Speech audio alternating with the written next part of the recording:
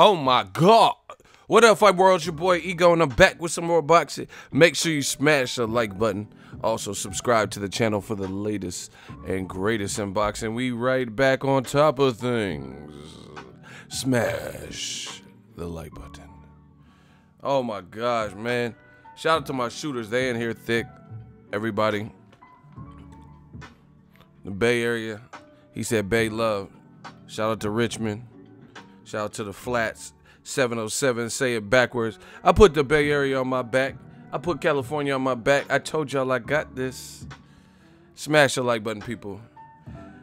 Now, if you're wondering why we are having such a great time this year, is because boxing's in a good spot. And I would like to think that new media had something to do with it. The truth is now coming out. And I'm just going to say it. We kicking y'all asses. Old media, you getting that ass kicked. Hell, you getting that ass kicked. Listen to what they say. Listen to what we say. And then you guys be the judge. Like, it's, you know, I thank the man upstairs for just allowing me to be on this platform and, you know, speak my 2 cents. But it's looking bad for old media, y'all. Slowly but surely, their empire has crumbled, you know. It's been crumbled. It's been that way. Listen, just listen to what they've been saying. Like, I mean, today only, like all this Joshua Wilder stuff, which it's fight week. You know, Joshua's fighting Povetkin on DAZN. We're hearing more things that supplement what I've been telling you guys, what Ego's Army been telling you guys, and it's just crazy. Smash the like button. I know Kennedy Linder, he one of the shooters. He been trying to tell y'all, but y'all didn't want to listen. I've been trying to tell y'all didn't want to listen. King Corleone told you didn't want to listen. My dude D, he tried telling you. Y'all still didn't want to listen. Oh, media is getting decapitated. This is like bad. It's just like some. So, Lennox Lewis did an interview with Sky Sports, and he's basically telling Joshua to step up. He's saying, after you fight Povetkin, you got to step up, bro. You got to fight Wilder. You know what I mean? The same day, you have an interview uploaded by Fight Hub. Shout out to them. And Evander Holyfield is asking a question. He's like, Wilder's been a champion longer than anybody in the division. Why doesn't he get 50-50? You know? And I don't really care about numbers per se, because they're not paying me no money. You know, they're not like giving me none of their paycheck. We do our own thing. We get the super chat, you know, we get the paychecks of the video. So I don't really care too much. I've never really fought for 50-50 per se, like said, oh, Wilder 50-50 or no fight. But definitely he deserves a percentage split, you know, a fair percentage split. And now, you know, since new media ushered in the truth, DBN been banging y'all over the head. Ego's Army been banging y'all over the head.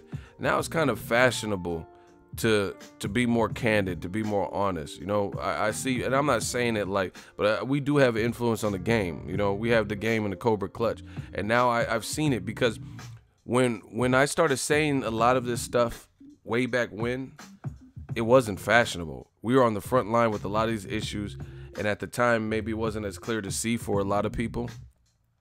So, you know, we took a lot of shots. We took a lot of hits early, because people would say, oh, you're full of shit.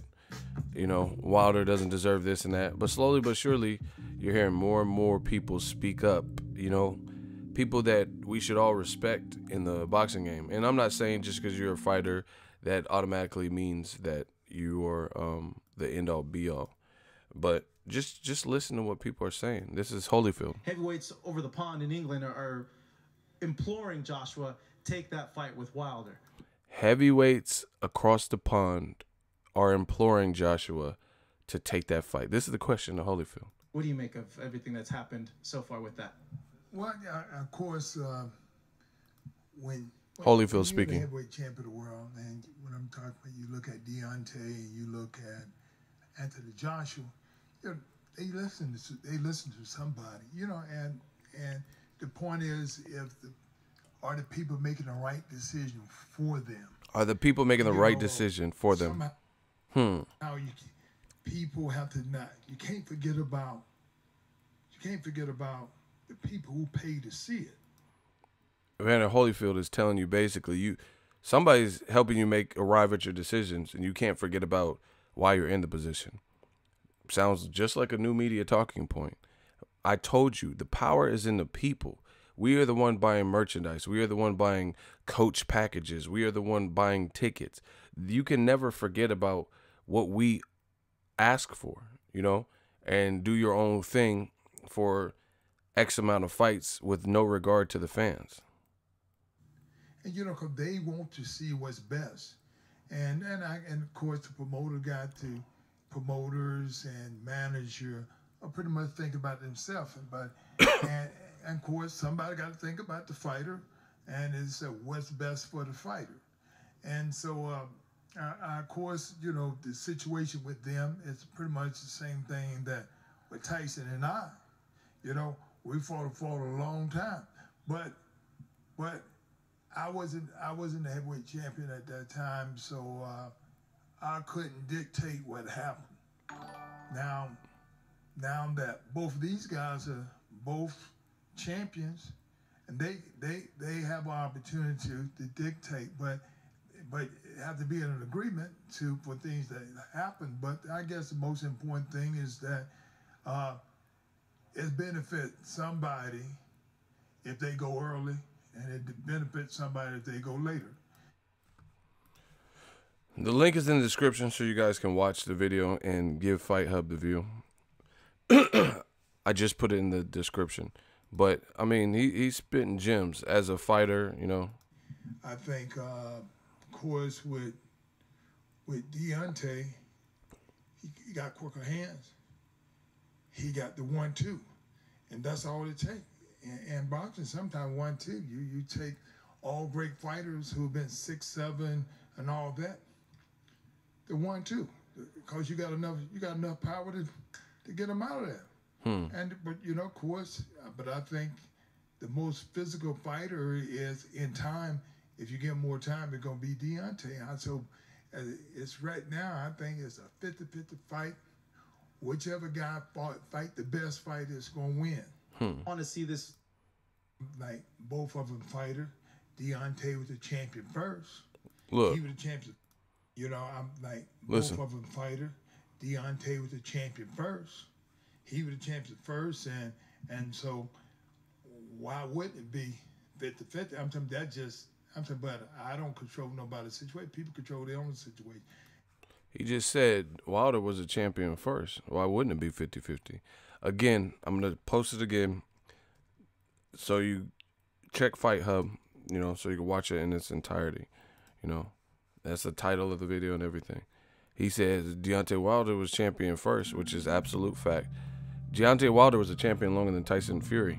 Longer and before Tyson Fury. People forget that as well. Shout out to Brent Weary, $5 super chat. Back from my vacation from Long Beach. I need to catch up. I see you stay working, so let me drop a little something and let you know I'm back. Shout out to Brent Weary. You've always supported the channel, and I appreciate that.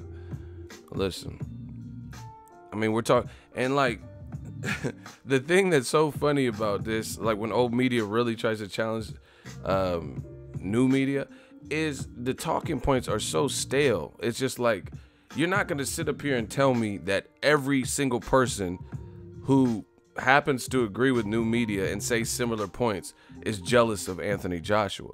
Because you look at Evander Holyfield, this is a person who was I think he was at light heavyweight. But, I know he was at cruiserweight. Did damage at cruiserweight, went to the Olympics, moved up to heavyweight, had a hell of a chin, beat Mike Tyson, made a lot of money in that fight. Fought Lennox Lewis, he fought everybody. Riddick Bowe. So it's not like you guys can't use these same stale argument. Oh, Holyfield's just jealous. Or here's what else they say. Oh, you Americans stick together or some bullshit.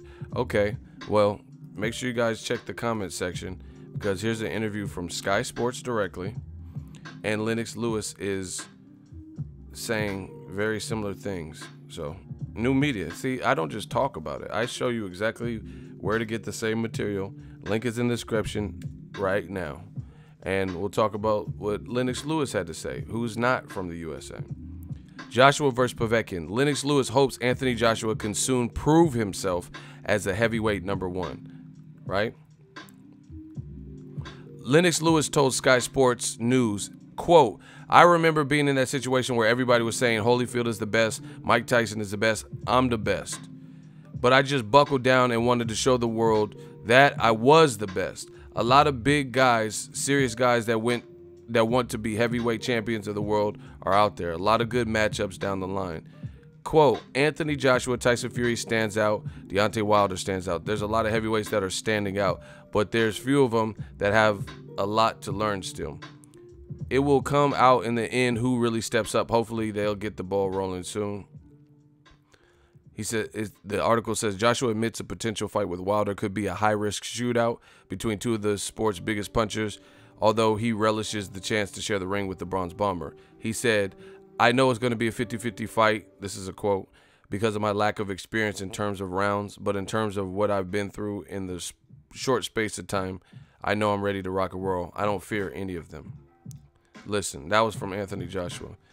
Nobody believes you if you allow your team to not put you in the situation to prove it. So far from what we've heard from Anthony Joshua is what he'll do, but we haven't seen it. You know, Anthony Joshua said, oh, it's mad. Deontay Wilder, I'm going to fuck him up. We heard you say that. We heard Eddie Hearn repeat what you said to him in text saying, I'll eat him. I'll eat him. But we have yet to see a motion towards that direction. Wilder, you know, this guy with the skinny legs, just the small guy from Alabama or whatever you guys want to call him, the B-side, he's the one, he's doing like Canelo last week. He's stalking you. He's stalking you. He's walking you down and trying to smoke you out. And he made it clear before he did it what he was going to do. So it's at the point where nobody's going to believe Joshua until he does it. You know, you can't just say, oh, I want that, you know? It's like, it doesn't make sense. Like, I don't walk around trying to be no tough guy and all that. But let's say there's channels that mention my name, right, in a negative light. But I'm covering fights in every city, you know, every major city. And some people live in or around those cities. So if it was really a problem when I'm on the East Coast, you know, when I'm in LA, when I'm in these different areas, where is it? You know, no one's coming to talk to me and say, oh, whoop, whoop, whoop. So that's how you know it's false energy. Don't say what you gonna do and jump bad, you know, online, and then have no pull-up game. You know what I'm saying? So it's like, it's just, that's what it is. That's how you know, like, I'm trying to think. Let's say Thanos. Let's say Thanos was from New York, right? And I was like, man, I'm going to slap the shit out of Thanos when I see him, right? Okay. Thanos comes out to the Bay, and I don't slap the shit out of him. You know, I don't even make an attempt to be in the same vicinity as him. Then what are we really talking about? You know, I could say whatever online. Like, yeah, I'm going to slap the shit out of him and take them Infinity Stones. But it doesn't come into fruition. You know, it's like if he's out in my neck of the woods and I make no attempt to see him, then it's not really, you know, like Biggie said, what's beef? That's not real beef. You know, a lot of people do that. Like, I don't have beef. You know, people are like, how you have beef with someone you don't even know? You know, stuff like that. So Joshua is saying things and, it, you know, it's not, oh, I'll fuck him up, but let me see it. You know, let me see it. I got this little protein bar, so I'm going to be eating that. People just want to see a great fight. No obstacles, no bullshit.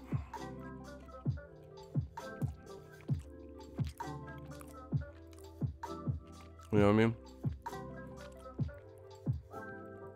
Yeah, nobody wants Thanos problems. He was fucking the Hulk up. I'm just using an example.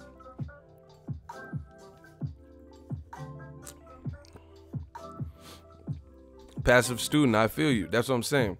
He said the ego, the internet, a gift and a curse because it conditions men to thinking they tough behind the keyboard. You know, I agree with you. See, I don't talk what I don't like. Again, I'm not trying to act like Billy Badass, but I don't talk. You know, there's nothing to talk about. You know, if somebody say they're gonna do something to me or my family, you know, we have nothing to talk about. You know, there's nothing to talk. I don't want to. There's no back and forth. You say you're gonna harm me or my family, then you know, that's what you're saying. You know, there's nothing to speak on. We have nothing to talk about. I'm not gonna go back and forth with you and do a video. Oh no, you won't. I'm like, nothing to talk about. Straight up. Shout out to Brent Weary again, $5 super chat. I see you. You know, same thing with these fights. I mean, if AJ's the A side, if you really want to make the fight, make it. You know, but the thing is, you have to give, like, even the A side can concede something. Floyd Mayweather offered Pacquiao $40 million, right? This is fact. He offered him $40 million with no pay-per-view back-end money.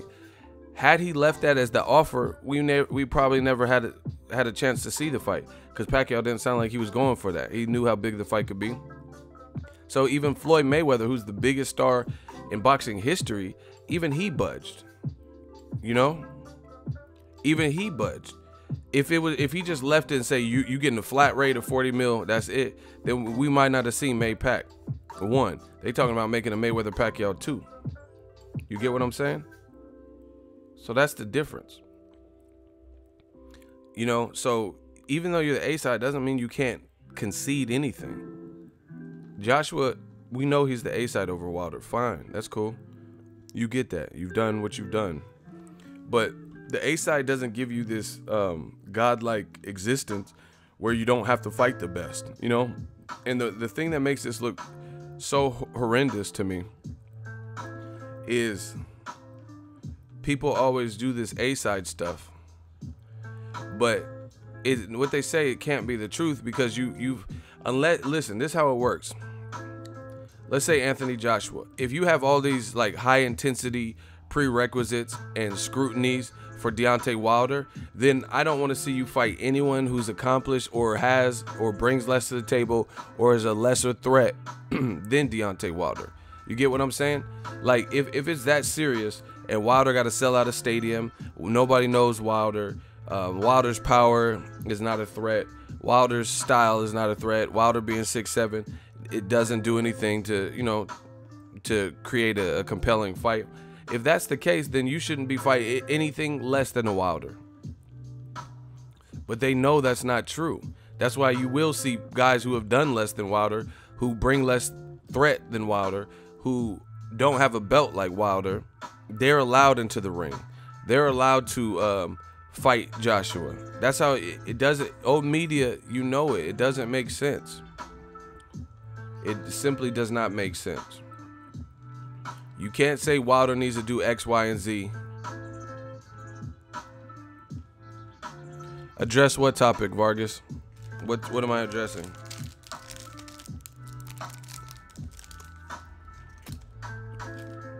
These are fake ass prerequisites. Wilder got to do this, that, and that, but no one else has to do that, this, that, and that.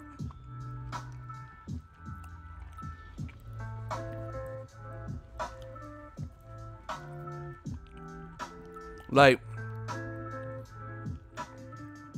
I don't know how to play chess, but fuck it. We're going to play chess. We're going to do this analogy.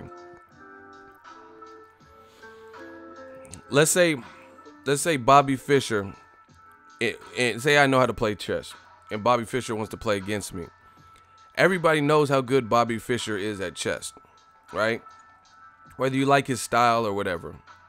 Everyone knows that Bobby Fischer knows how to play chess. He's won tournaments. Whoop, whoop, whoop. If I was willing to play chess with John Doe, Joe Jackson, Bobby Brown, and they didn't, you know, they just came up. We were at the park.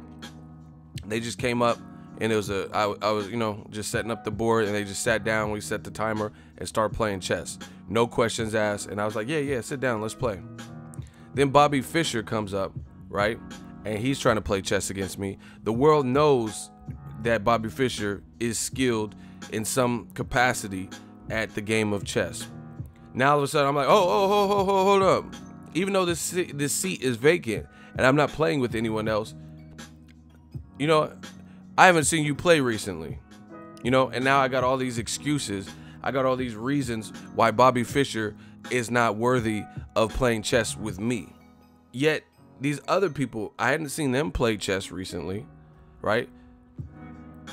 And then all of a sudden when Bobby Fischer comes up, now all of a sudden it's all these special instructions and shit and prerequisites that he needs to follow before he gets the opportunity to play me.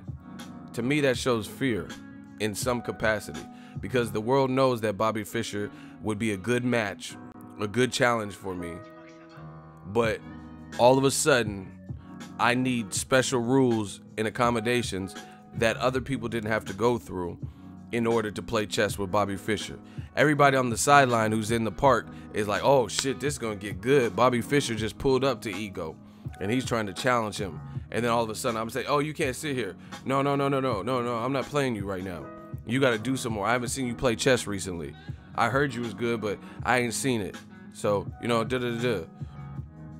I mean, you never beat a person like me. You never did this and that. You gotta raise your profile. You gotta play chess with Dillian Whyte before you get. No, we're not playing these games. We know what that is. You know, same thing Bernard Hopkins trying to do with Canelo. Acting like Charlo is irrelevant, like nobody knows Charlo. He has to do so much more. Despite him being the mandatory and following the rules of the sanctioning body, he just has to keep doing more, keep plugging away and shit.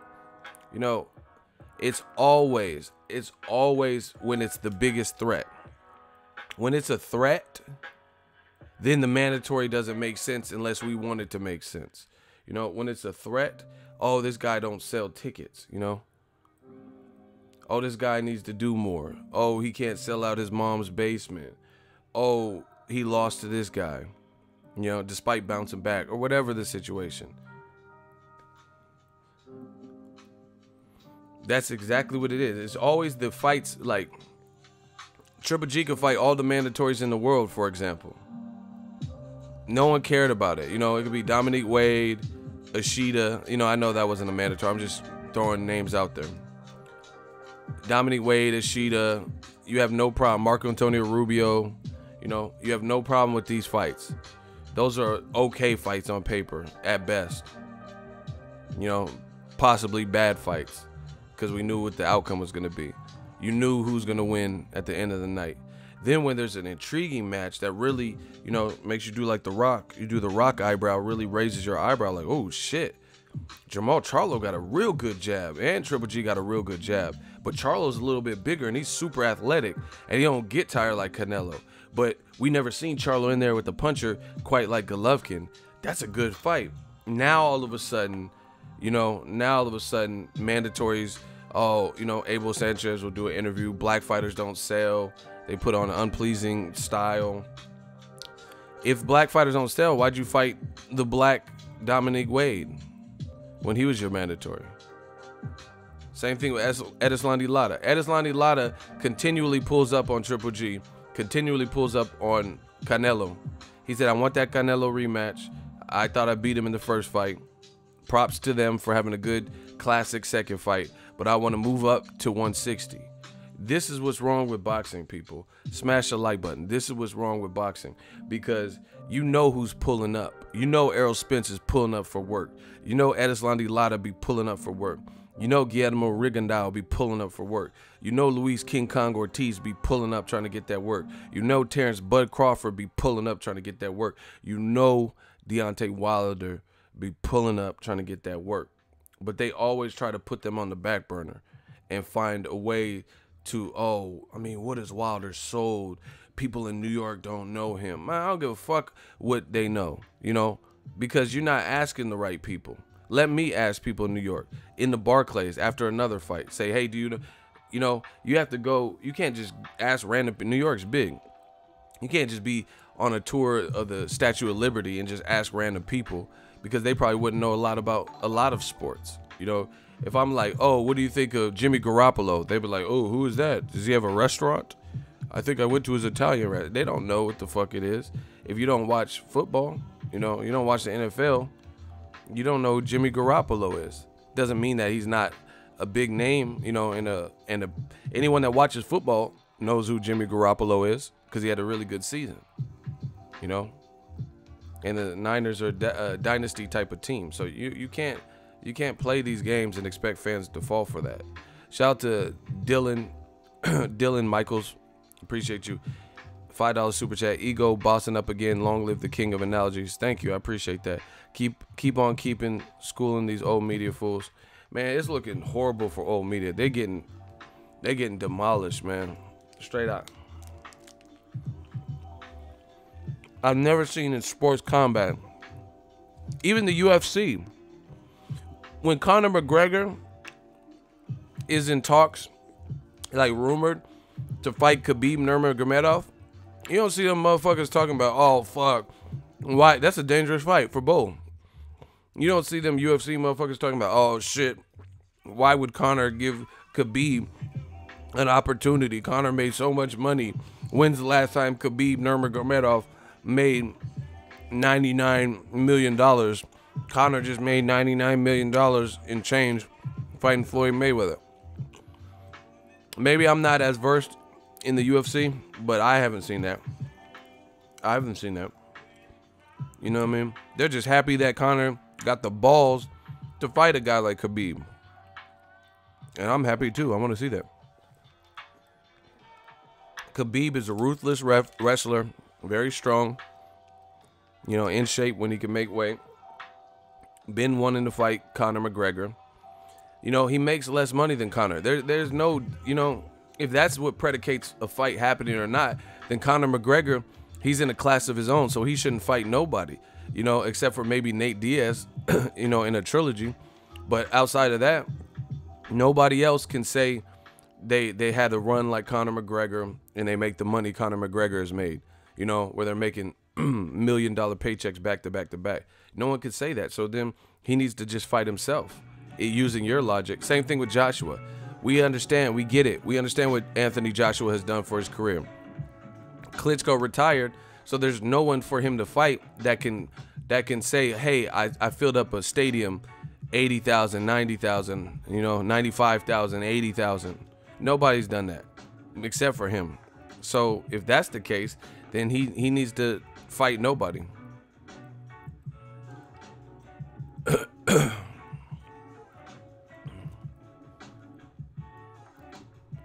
Fred Randall wants he won a piece of the Dawn. He said it's a terrible analogy.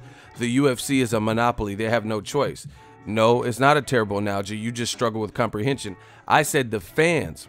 You don't hear the fans. I'm saying when Conor McGregor is rumored to fight Khabib Nurmagomedov, I'm not talking about the fight actually getting made. Yeah, it's a monopoly, so Dana White could pull the strings and make the fight. I'm talking about when it's just a thought. When it's a thought, you don't have people who, like that I've seen in the UFC, that are fans that are advocating Conor McGregor never fight Khabib Nurmagomedov because he's the A side and he's made so much money. So it's not a terrible analogy. You just don't know how to comprehend, my friend. It's not a terrible analogy. I'm not talking about the actual fight getting made. Yes, UFC, Dana White, you know, if he wants to make it, he can more so force the guys to fight because it's all under one umbrella. I'm talking about when it's just a thought. You don't hear the fans coming up with excuses why Conor makes so much money and he should never fight Khabib Nurmagomedov. Because in the UFC, a lot of them guys have losses. You know, some of the fighters that get celebrated have 8, 9 losses. So it's just different. So actually, it wasn't a terrible analogy. You just need to work on comprehension. Who next? You know, I got work for everybody tonight. That's the whole, you guys take something, you take a point, and then you try to attempt to run it in the ground.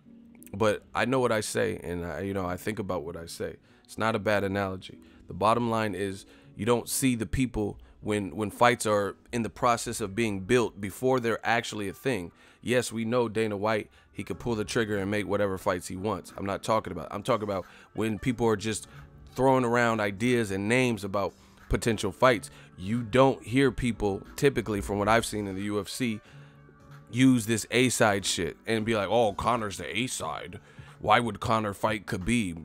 Khabib missed weight and he was dehydrated and he was in the hospital. So why should, you know, Conor has his own wine, I mean his own whiskey or whatever. You don't hear this bullshit. In boxing, that's where you hear it. You know, Conor just came out, shout out to Conor. He let me try his whiskey too. Y'all don't remember that when I covered Mayweather McGregor. You know, he has his own whiskey. Khabib doesn't have his own alcohol. You get what I'm saying? So this is the type of, using the fans, boxing fans logic, this is the type of stuff that they would say. They were like, oh, Conor McGregor, he just came out with his own Irish whiskey. He doesn't have to fight Khabib. Because you know Khabib is dangerous for anybody, you know, including Conor McGregor. So that would be the equivalent, bringing up, like, what is Conor McGregor's business venture on the side? Oh, Conor McGregor, he sells suits. August McGregor suits, and he has his own Irish whiskey. So why would he give Khabib a shot? We know Khabib ain't making as much money as Conor. We know he's not as famous as Conor, but it's still a good fight. That is the point.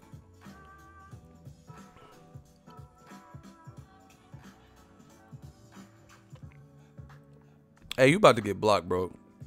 Cause I just schooled you, and then now you switching the subject. He said Floyd Pacquiao should have had Wilder as the co-main event. They don't know what they're doing over there. Bro, I'm schooling you nonstop. You don't know what you're doing. In a perfect world, for fans, that would be great if they put Wilder Fury on the same card as Mayweather Pacquiao. But as far as that, you sound like you don't like PBC, you know? So you're saying they don't know what they're doing. They know exactly what they're doing. As a fan, would I have loved to see Wilder Fury on the same card as Pacquiao versus Mayweather 2? Of course. But once again, they do know what they're doing. That's why they're going to try to stretch their dollar and make 2 main events, because those fights are both fights that are adequate main events. Why would you limit your money? Now, you know what? I'm sick of talking to this same dude. So you in the hot seat. This has to have a, you know, if I'm spending this time, Fred Randall, you in the hot seat. And watch him scramble like Randall with his Cunningham. Listen, now you in the hot seat. Okay, so explain to me, when you have 2 fights that are worthy of being a main event, why they would put it on one card from a business perspective and lose the money that they would selling 2 separate dates and 2 separate main events and building up as separate cards. He said, let's get it. I just gave you the question. You about to get bodied, boy. Bruh, his tickets are on the IOTA, a ticket giveaway service. What are you talking about? See, they always know so much, and then when it comes time, they just be saying whatever. I just asked you the question. You're in a hot seat. If you have 2 fights that are worthy of being Mayweather, Pacquiao 2 main event, and a main event between Wilder Fury, as a business, why would you jam pack it on one card when you could stretch it and make 2 separate cards and make at least double the revenue? Because people would buy each independently, both live gate and pay-per-view. We're waiting. The ball's in your court.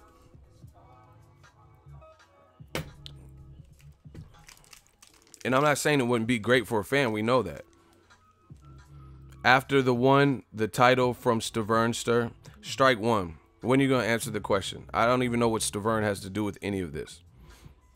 Why, if you have 2 fights worthy of being main events, why, as a business, you said they don't know what they're doing, why would you put it on one card, you know, which would be great for fans, but from a business perspective, people would pay for them separately, so you would actually make more money in the end? Because you could, let's say Wilder Fury sells out 16,000, and Mayweather Pacquiao sells out 19,000 on separate events. All right, just block him. He's ducking. He says I wasn't talking about Wilder Fury fight. Now he's trying to back off the blocks. We're done. Fred Randall gotta go. See, they try to. This is what we call double talk. Now he's trying to back off the blocks. When you get backed up into a corner, now you're trying to switch what you were saying, but the whole world can see in the replay what you just said, and now that you're trying to back off the block. So we're done with that. You know, they always try to correct you, and then all of a sudden start talking in circles and doing that double talk. We're not doing that. Yeah, I wasn't talking about Wilder Fury. You said why? He literally said. He said they don't know what they're doing. Why didn't they put Wilder Fury on Mayweather Pacquiao 2? That's literally what he said. You know, he said he wasn't talking about Wilder Fury. We're not playing these games. Fred Randall got that work. Don DeMarco. We on that Don DeMarco shit. I told you, old media is getting destroyed. No longer can you just say whatever. You can't do that anymore. You can't just say whatever with no explanation. If you have a difference of opinion, fine. That is great. But you got to explain it if called upon. It's that simple. Shout out to my dude, Centeno. He said, shout out to Ego from Mexico. Jalisco in the house. Do you think Mayweather Canelo is possible and who wins? I'm not addressing Mayweather Canelo. Mayweather already beat Canelo, so if it happens, why would it happen at 160? You know, it doesn't make sense. So I don't think it's possible because I don't think Canelo can make 154. And if I already beat Canelo soundly, then I'm not coming to 160 just to give him some kind of weight advantage when I already kicked his ass. Next question. Oh, we got bars in the comment section. Randy said Randall wasn't very cunning. Get it? He said I scrambled like Randall with his Cunningham. Shout out to Michael Perez. He said you that nigga, man. He said you stay working, nothing but respect. Appreciate you guys. Yo, if it's nothing but respect, we gotta get them fucking likes up. Where are we at? Listen. We got less than 100 likes and over 200 people sustained watching this. We got to get the likes up. Do a power surge and hopefully get them likes up. But yeah, man, we getting back to some real boxing, real talk, real boxing. If you're not talking real boxing, then we don't want to hear it. Period. Joshua. Lennox Lewis is telling you the same thing I've been. See, this is what I'm saying, man. I know I'm on the right side of history when things I've said, when I'm saying it by myself, not too many people are saying what I'm saying. I go on a limb and say it, and then you have professional fighters who are mirroring and mimicking, not mimic like they copy me, but their sentiments mirror what I've said. You know? So I know I'm on the right path. You know, you got a legend like Holyfield. He says, I mean, why would Wilder, why doesn't he deserve 50-50? He's been a champion longer than Joshua. You know, and I've never even argued for the 50-50 per se, you know, and said he must get 50-50. However, he definitely deserves a percentage. Listen, this is how I know Joshua's side doesn't want the fight. They didn't want it next. That would be the easiest way to make the fight. No games, give them a date, venue. They already said they'll come to you, and we already know the venue would be the Wembley. Give them a sound, reasonable percentage. 38, 42%, you know, somewhere in the sweet spot. Somewhere in there, probably. I mean, I can't speak on behalf of Wilder. I'm not his manager or Shelly Finkel, nothing. But I would say, you know, if you gave him 38 to 45%, the fight would be made. You know, because they, like Wilder, he just wants what's fair. You know, why would he'd be like, nah, man, I need 46%. He was about to take 15 million flat just to get Wilder or Joshua in the ring and try to knock him out. So you mean to tell me if they would have offered from the jump, if they would have offered 38 to 45%, which is not unreasonable since he's the longest standing champion with the most title defenses, you think the fight wouldn't be made? Of course it would. But they played these little stall tactics, low ball, offer some shit you know he won't accept. Then you have to wait for him to counter. Then he offers 50 million in counter. Play like the money is not realistic, even though Al Heyman's doing these lucrative network deals. You know, what's 50 million to Al Heyman when he's getting these big budgets? You know, Al Heyman, and I said this on DBN show. Name an Eddie Hearn event that grossed more than Al Heyman's top event. You guys need me to repeat the question? Name a fight that Eddie Hearn, him particularly, has ever put on that outgrossed Al Haymon's top events. You know, something that Al Haymon put on that was one of his top events. The floor is open. What fight? I would love to know. Look, everyone keeps saying none. Name the Eddie Hearn event from Joshua Klitschko, George Groves, Carl Froch 2. Any fight that outsold Al Haymon's biggest fights. A fight that Al Haymon Sports got a check for. What fight? Let me know. You guys are gonna answer or what? I'm just gonna eat this whole protein bar. Carl Froch, George Groves 1, 2. Dillian Whyte, Joseph Parker, Josh Kelly, Joshua Klitschko, Joshua Charles Martin. What? Name one fight.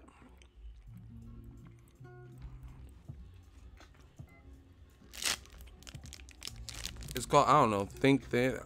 This is the protein bar. I don't know. Peanut butter flavor.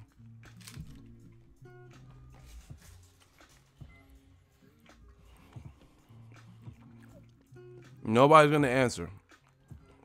We're just going to stare at each other and look all googly-eyed. Because you know you can't answer. New media put a game in the noose. Game in the chokehold. They know they can't answer these questions. Because you know Haymon had his hands in the biggest fights in sports.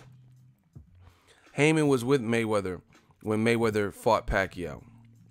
He was with Mayweather when Mayweather fought against Oscar De La Hoya, Canelo, Ricky Hatton. He was with Mayweather when he fought Conor McGregor. You know? There's no fight. I'm talking about live gate, total gross, international, worldwide ducats. How much money it made. There's no Eddie Hearn. But yet again, people say, oh, let's ask Al Haymon for proof of funds. Why are we asking him for proof of funds? He done bigger events than all these dudes. Drake, I don't know if he's the number one record, because there's Ed Sheeran and other people, but he's top 3, top 5 in terms of, most lucrative artists right now. On the Scorpion album, he's name dropping Al Haymon. He said, Al Haymon checks signed all of my events. Yeah. Right? He's not saying Eddie. I told Eddie Hearn at the zone, put it on. I got the money in the. He's not doing that. Nobody's saying no Eddie Hearn at the zone in hip hop lyrics. That Drake album had, when the second day or whatever, had 10 million streams in an hour. 10 million. And Drake got hits. And he says to you on his song, he said, Al Haymon checks signed all of my event. He didn't say, yeah, I stream with the zone, and then I put it on the phone. I try to tell him. I told my girl on the phone. Like, nobody's rapping about no Eddie Hearn and Barry Hearn and all that. You know what I'm saying? And DAZN especially. I told my girl I want a pizza. She said, you could get DiGiorno, you could get DAZN. I told her pepperoni, yeah. Extra cheese and anchovy. Yeah, I tried to tell her.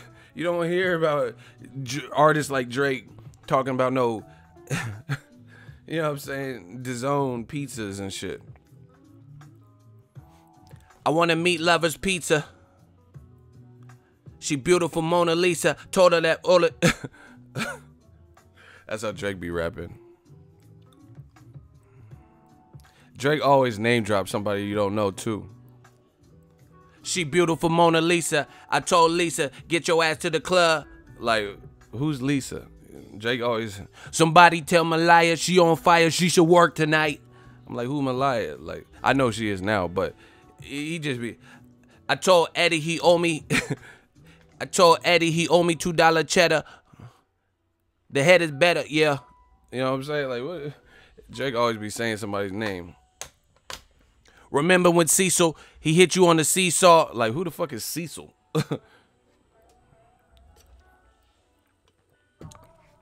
And again, now we're asking for proof of funds from a motherfucker we know has done bigger events than all of this. Why is no one asking for DAZN's proof of funds? Why? Where's DAZN's proof? They've been out for 2 years, ain't put on no big boxing, and no one's asking for the proof. Where the $1 billion at? Especially since a guy like Adrian Broner, he fronted you. You know what I'm saying? He told you what the deal that they offered. So you got $1 billion and a mouthpiece like Broner. Whether you think he's talented or not, he would be a benefit to the DAZN app, having his fights on there. You sign Jesse Vargas, so you know, first fight you could do Broner versus Jesse Vargas 2, which would be bigger than Jesse Vargas versus Thomas Delorme, right? So you offer him $2 million, $2.2 million, and then $2.5 million. But you got $1 billion? Why so? You know, why don't you offer him something crazy where he's like, man, I got to get this bag. DAZN has been out for 2 years as a platform, not for boxing. They were founded 2 years ago, basically. They just came out with boxing shit. So, and they just came out to the U.S. market. But they were, you know, showing dart games and cricket and shit in Canada and Japan or somewhere before that. That's what I mean by 2 years ago. They just came out. The Bellator and boxing, World Boxing Super Series, all that's new. You know? So Joshua turned on $50 million. And we're questioning if Al Haymon's good for the money, but he got the biggest deal in boxing. He getting shouted out by the biggest recording artist, Drake. You know? And we want to question if Al Haymon's has some money. You know, Al Haymon, all the people that was hating on PBC, they were just talking about how much money he was blowing. How did he get the money to even blow it? You know, they're, oh, Waddell and Reed are going to be mad at Al Haymon. Y'all mad because he's blowing too much money, you say. But now you want to, see, they don't even make sense. Old media don't even make sense. They don't even make sense. First they say Al Haymon blew through, you know, $100 million, $400 million, whatever the number. I don't even pay attention really, you know. So he blew through a wad of money, Waddell and Reed or whatever. Now they're saying, hey, is he good for $50 million? But I thought you said he blew through 500, 900 million or some shit. So why are we questioning if the do you see? Oh my gosh, I be killing y'all. The reports from the people who hated on PBC were talking about Al Haymon lost 400 to 500 million from investors' money and all this shit, and investors were supposedly mad, right? So which one is it? Either he has 400, 500 million dollars that he's blown through, or $50 million is a challenge for him to uphold, or like for him to secure. You know, you can't have it both ways. You can't be like, that's like someone saying, damn, Ego, he don't make no money on YouTube. And then also the same person complaining like, man, every time on fight week, Ego be splurging. He be in these nice 5-star hotels. He be going out, man, eating steak. Which one is it? Either I make no money on YouTube, or you mad that I'm splurging, you know, and buying something or eating a steak. It doesn't make sense. So we already know Joshua turned that bag down. Says he wants to be a billionaire, yet he's willing to take less money to fight in the UK. It's unheard of. Unheard of, people. There's no way you could tell me that something I already do, I'm willing to lose $10 to $30 million plus to do something I already have to do. You know, I don't care where, you know, I don't care. Like if you say, hey, Ego, can you edit these videos? This is what I already do. I'll edit the videos in, I guess, in Afghanistan, you know, just fuck it. I'll be in the, you know, being in the armored car or something. What you talking about? Like, it don't matter. You want me to edit in New York and you're going to give me 30 million more to edit in New York? Okay. Chicago, you know, I'm gonna edit the video wherever. It don't matter. Okay, edit these videos in the UK. Okay, I'll be there. You know, who does that? Who turns down, especially when you want to be a billionaire?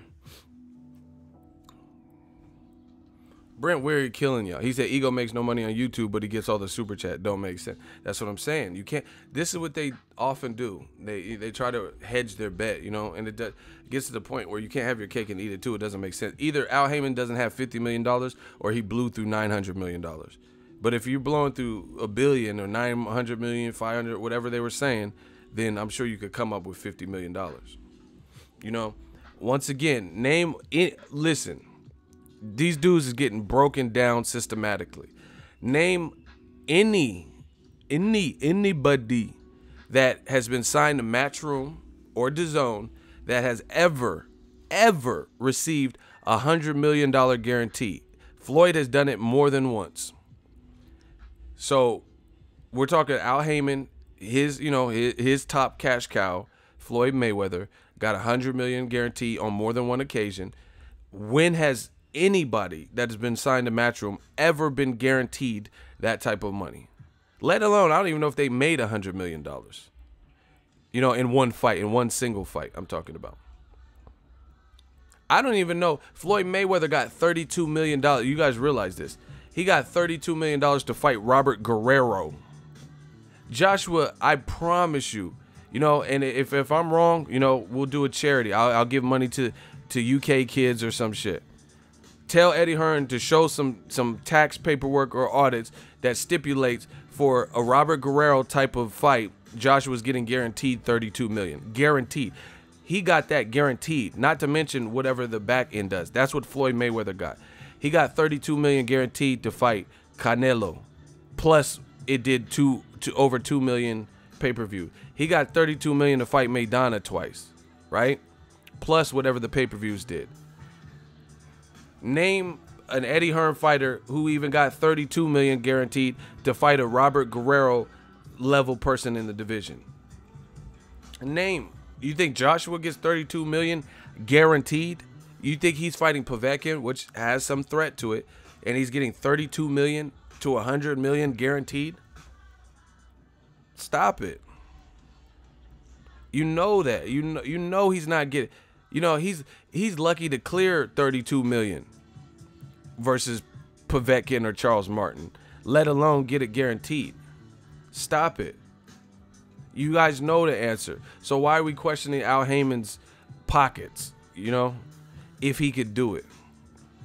It's like the people that question stuff like that, it's like questioning Floyd each and every time he fights.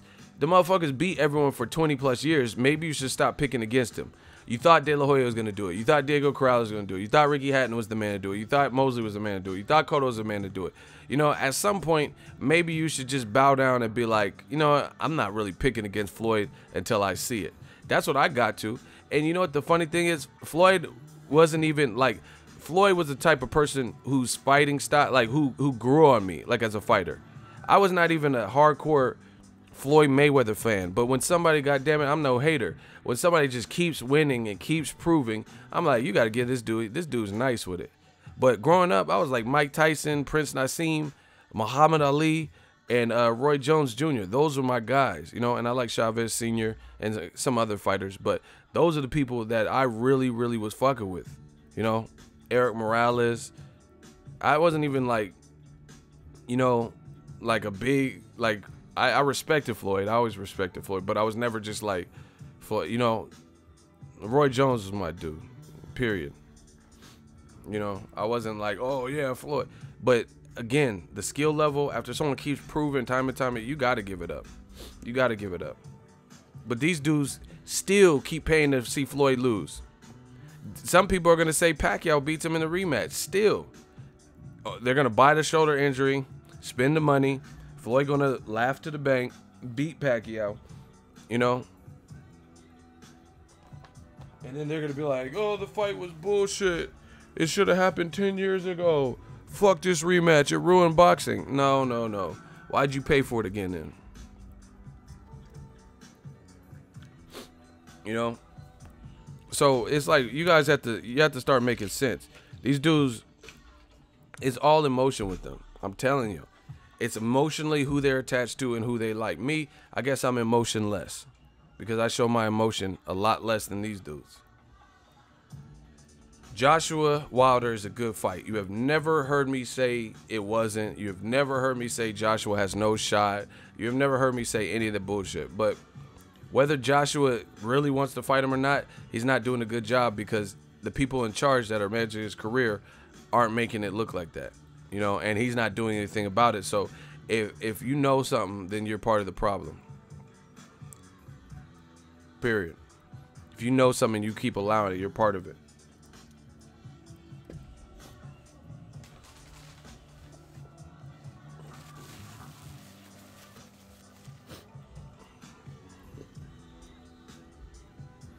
And like, once again,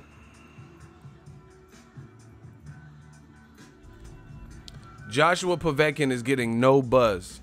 I'm sorry. The buzz, y'all motherfuckers realize it's fight week. This is the fight week for Joshua Povetkin. Prince Nassim, Kevin Kelly is an all-time classic. I like that fight too. You know, traded knockdowns. That was my shit. Joshua, we're talking about fight week. Huddy says, wait, what? He probably didn't even know they're fighting this week.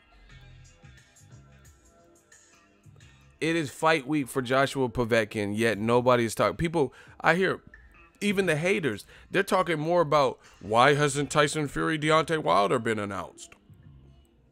Why haven't they talking more about why the other heavyweight fight hasn't been announced more than they're talking about the announced Joshua Povetkin.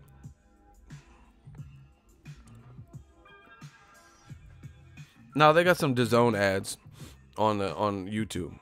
It is fight week and nobody is really talking about Joshua Povetkin. What happened to Joshua, Mr. A-Side, selling out in 10 minutes? Where's all that extra stuff? How'd you sell out in 10 minutes for Dominic Brazil? You're fighting somebody who is more of a threat and you're not selling out. You were fighting Kubrat Pulev, who is not even as good of a fight to me as the Povetkin fight, and you sold out Kubrat Pulev 78,000. How are you doing even similar numbers? You know, that doesn't even make sense. So something's up with that.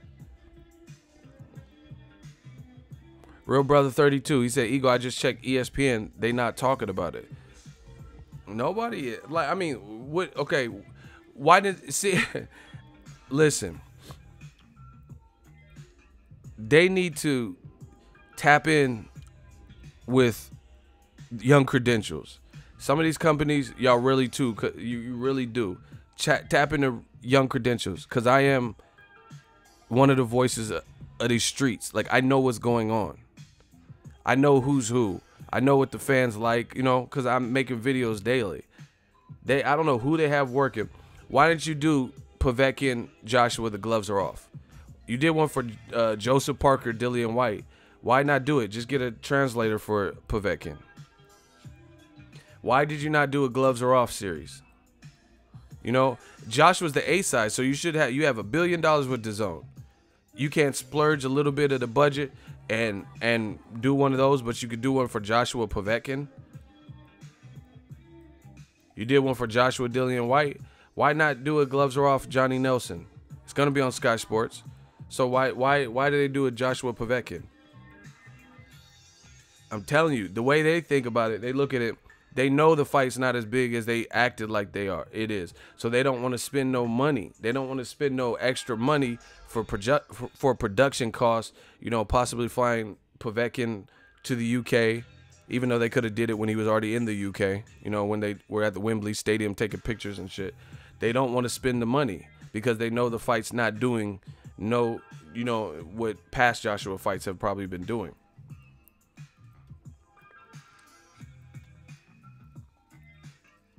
Huddy said, oh shoot, LOL, Ego, they got the Povetkin video under your stream, haha.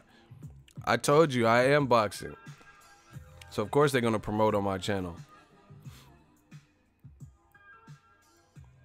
They did a documentary about Povetkin went all the way to Russia, bro. Where? I mean, okay. Y'all be telling me this. I'm an American. You know, a good vast majority of the people probably on the stream right now, based on the time, are American, right? You're trying to promote DAZN to Americans because it's going to be on Sky Sports in the UK. So America's big. You're trying to introduce a new DAZN streaming app that you want us to buy and pay for to Americans. Yet you're talking about some Russian documentary of Povetkin that I'm sure a lot of Americans, let's vote. If you are an American and you've watched this Povetkin documentary to build up Joshua Povetkin, say yes. Yes, I've watched it. Let's vote. If you're American and you've watched this Povetkin documentary, say yes. If you have not watched it, say no. Because I ain't never even heard of this. And I cover boxing, and I'm online every single day for my business, and I do videos pretty much daily. Okay, Casserole Music, no. The Perfection, no. Huddy, no. Bearing 40, no. Fig Manning, sorry, no. Brian Thompson, no. Winston, no. Dark, Jesse, Allie, Q Ruffin, LA, Curtis Rogers. I mean, here's what they think about you. Here's what they think about you. Let's keep voting. Winston Camp said, fuck no. Mike says, it's my first time hearing about it. Isaiah Felix says he has. Sinifri. And some of you guys probably just lied to do the vote, you know. You know what? Okay, hold on. I'm going to put you in the hot seat because I don't like the games. Isaiah, what's the name of it? And tell me something that happens midway in the documentary. Because, see, I don't like that. I think y'all be cheating. So, Isaiah Felix, you said you've seen this. So, what is the name of it? And name something that happens midway through. See, you're not getting away with that. Isaiah Felix, the clock starts now. You're claiming that you've seen it. What is the name of this documentary? And if anybody helps him in the comment section and names it, you will be blocked. You will be blocked if you give him the answer. Yeah. See, I'm telling y'all, I'm cleaning up these streets. Straight Frank Castle, the Punisher. Because I have a feeling I'm messing with you, Ego. Okay, now the shooters are messing with you. Get rid of Isaiah Felix. I'm not playing no games. You guys can play all the games until these shooters are on that ass. Get rid of Isaiah Felix. You know, everybody said no. He wanted to be different. Now you're going to be real different. You're going to be different out of this stream. Shooters, get rid of Isaiah Felix. This is not a game. You know, they always try to fudge up the polls and, you know, falsify stuff. You're no longer welcome here because you just lying for no reason. See, that's all you have to do. We pulling cards out here. You claiming you're American and you seen this, but then you don't even know the name of it. We knew you was lying. You know, at first I was let that slide. And I'm like, you know what? I cover boxing. How he's seen it and I ain't heard of it. I ain't seen it.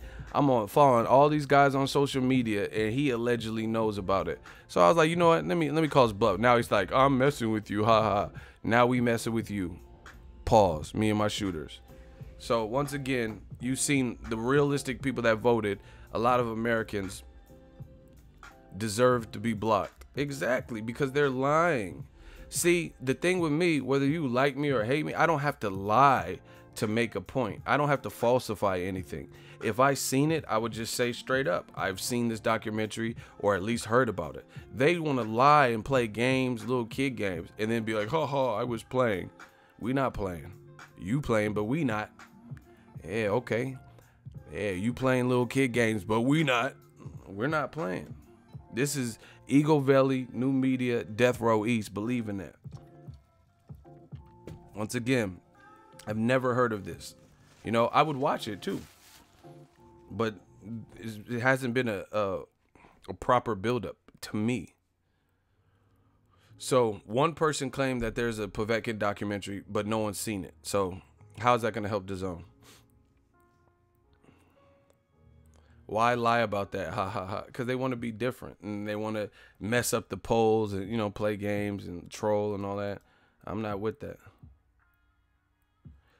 Subscribe to Sky Sports and you'll see more. I go to Sky Sports. I was just on there today. I just read on this stream a Lennox Lewis interview from Sky Sports, and I posted the link to it. You trying to act like I'm unfamiliar with Sky Sports when at the beginning of this particular stream, I read an interview from Lennox Lewis on Sky Sports. So it has nothing to do with me not knowing Sky Sports, because I just read a Sky Sports interview. It's bad. I told you we beating up. This is like child abuse what new media is doing to old media. No look left hook. He says it's on YouTube, bro. Listen, I never said that there's no documentary. I'm sure it is on YouTube. I'm saying myself, along with a lot of others who you are marketing this fight to, have not watched and or heard about this. Why does it take for my live stream for people to know about a Povetkin documentary that came out whenever it came out and it's fight week? It is fight week this week. It's not even Monday. You know, Monday, well, actually it's still Monday for me, but it's, you know, it's fight week and a lot of people don't even know what this is. So let me help out Eddie Hearn and DAZN. If anybody has the link, please put the link in the comment section so the boxing fans that now know about it because of my live stream, they gotta, you know, DAZN, they gotta start cashing me out, man. I'm doing more promotion than anything. So if somebody could please put in a link for this Povetkin documentary so we can all watch it. Up to this point, I never heard of it. Up to this point, I haven't watched it, but I'll take a look at it. So if anybody has this link, please put it in the comment section. Shout out to Gustavo. He said Ego just too fucking good at this. Just be honest. That's all I'm saying. This what old media does. They don't want to be honest. They want to lie. Oh, I watched it, knowing they didn't watch it. This dude on crack.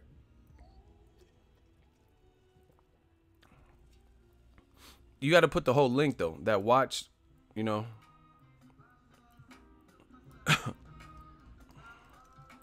Hold on.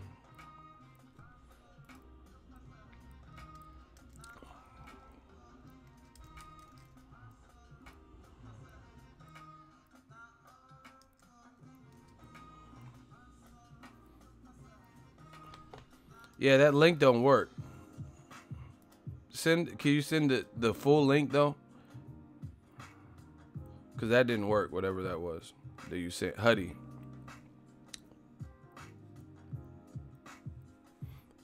What? Okay, what's the name of it? I'll find it. What's the name of this Povetkin documentary? What can I type? Just Povetkin documentary.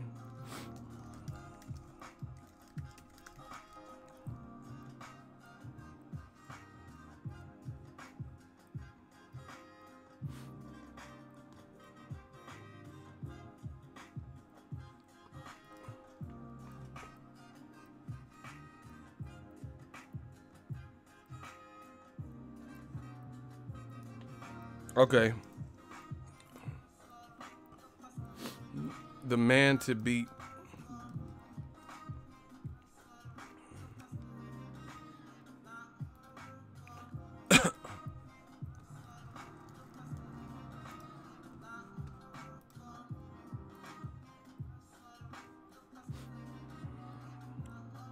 See, and this is the thing. Hold on, I found it right now.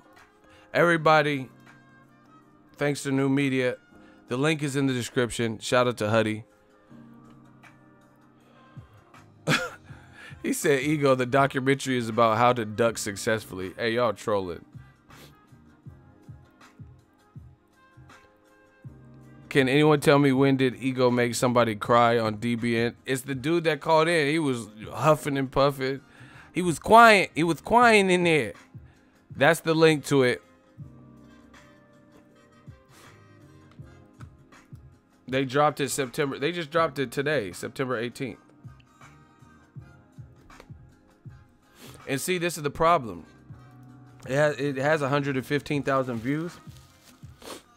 But the views are probably coming from the UK because a lot of the American people that voted never seen it. You know what I'm saying? So that's cool that you get the UK fans riled up and ready to see the fight. But what about the Americans that you're trying to sell this fight to for DAZN? You know what I mean? You're trying to sell something to Americans, yet you're not making it readily, you know, like a known thing for American fans.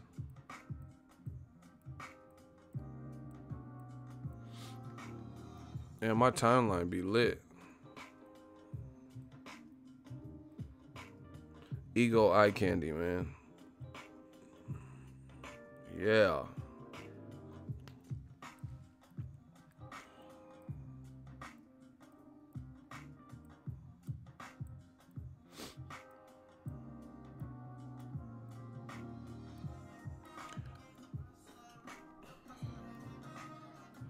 All right, Benavidez. I just randomly, listen.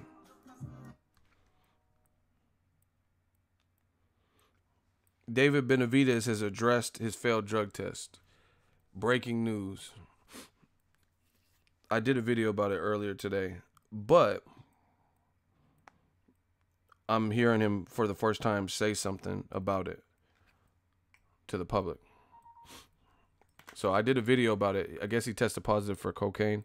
See, at the time I did the video, it was still unclear what he was taking, but I told you in that video that I heard it was cocaine. But that's what it looks like it was. And now he is, this is breaking news. I just was on Instagram. See, come to my live stream, come to Death Row. You get the breaking news as it happens. He's finally, like, you know, released his message to the public, which is good. You gotta face the music. You get what I'm saying? This is what he had to say. David Benavidez responding. He said, "I would like to sincerely apologize to the WBC for my actions. I am embarrassed to have this happen, and to I guess he meant to all my fans that I lost the respect of. I know a lot of people won't see me the same, but I am young, and it was a mistake on my behalf. But to the people that are on my side and showing me support, I promise you I will come back stronger and make it all up to you. Make it up to all of you. I will still continue to put my all into training and into my fights. Once again, I'm sorry to you all." You know, that's cool that he responded to the so that, you know, it sounds like it's a no contest type of deal. You know, he pretty much admitted. He said, "I'm sorry, I made a mistake." So whatever they found, the cocaine or whatever, he knows he did it. I mean, that's how I interpret it, because I wouldn't apologize for something I didn't do. I would say test the B sample.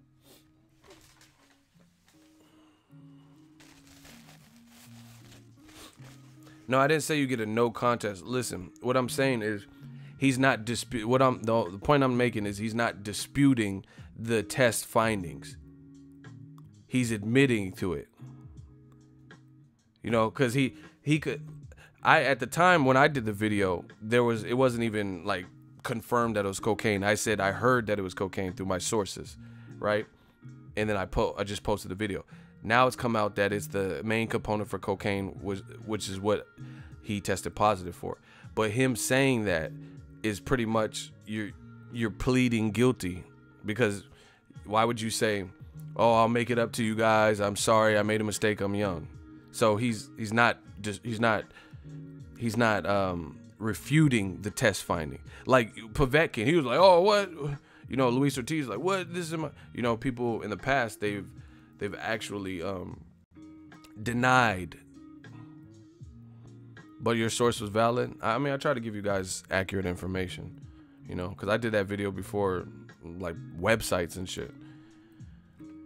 So he's just basically saying that it's true. That's how I interpreted it. I mean, you guys tell me what he just tells you. "I'm sorry." He said, "The people who lost respect for me," like, you know, this is not the type of message you would leave if you're innocent and you know you're innocent. If you know you didn't have cocaine, you're not going to say, "I am embarrassed to have this happen. I am young and it was a mistake." You know, that's not typically what someone would say. Listen, I like David Benavidez. Big fan of him, fighting style wise and stuff. I've actually interviewed him before. I appreciate him being a man. He's young man, and addressing the public. You know, some people take a loss and they do like Golovkin and walk out of the ring or whatever. But I gotta address this. I do give him props for coming clean and just, you know, admitting it. But new media, you don't get away from the reality of it. I did the video, and then you have people who are making excuses and saying, hey, it was just coke, bro. So I don't know if you guys do coke.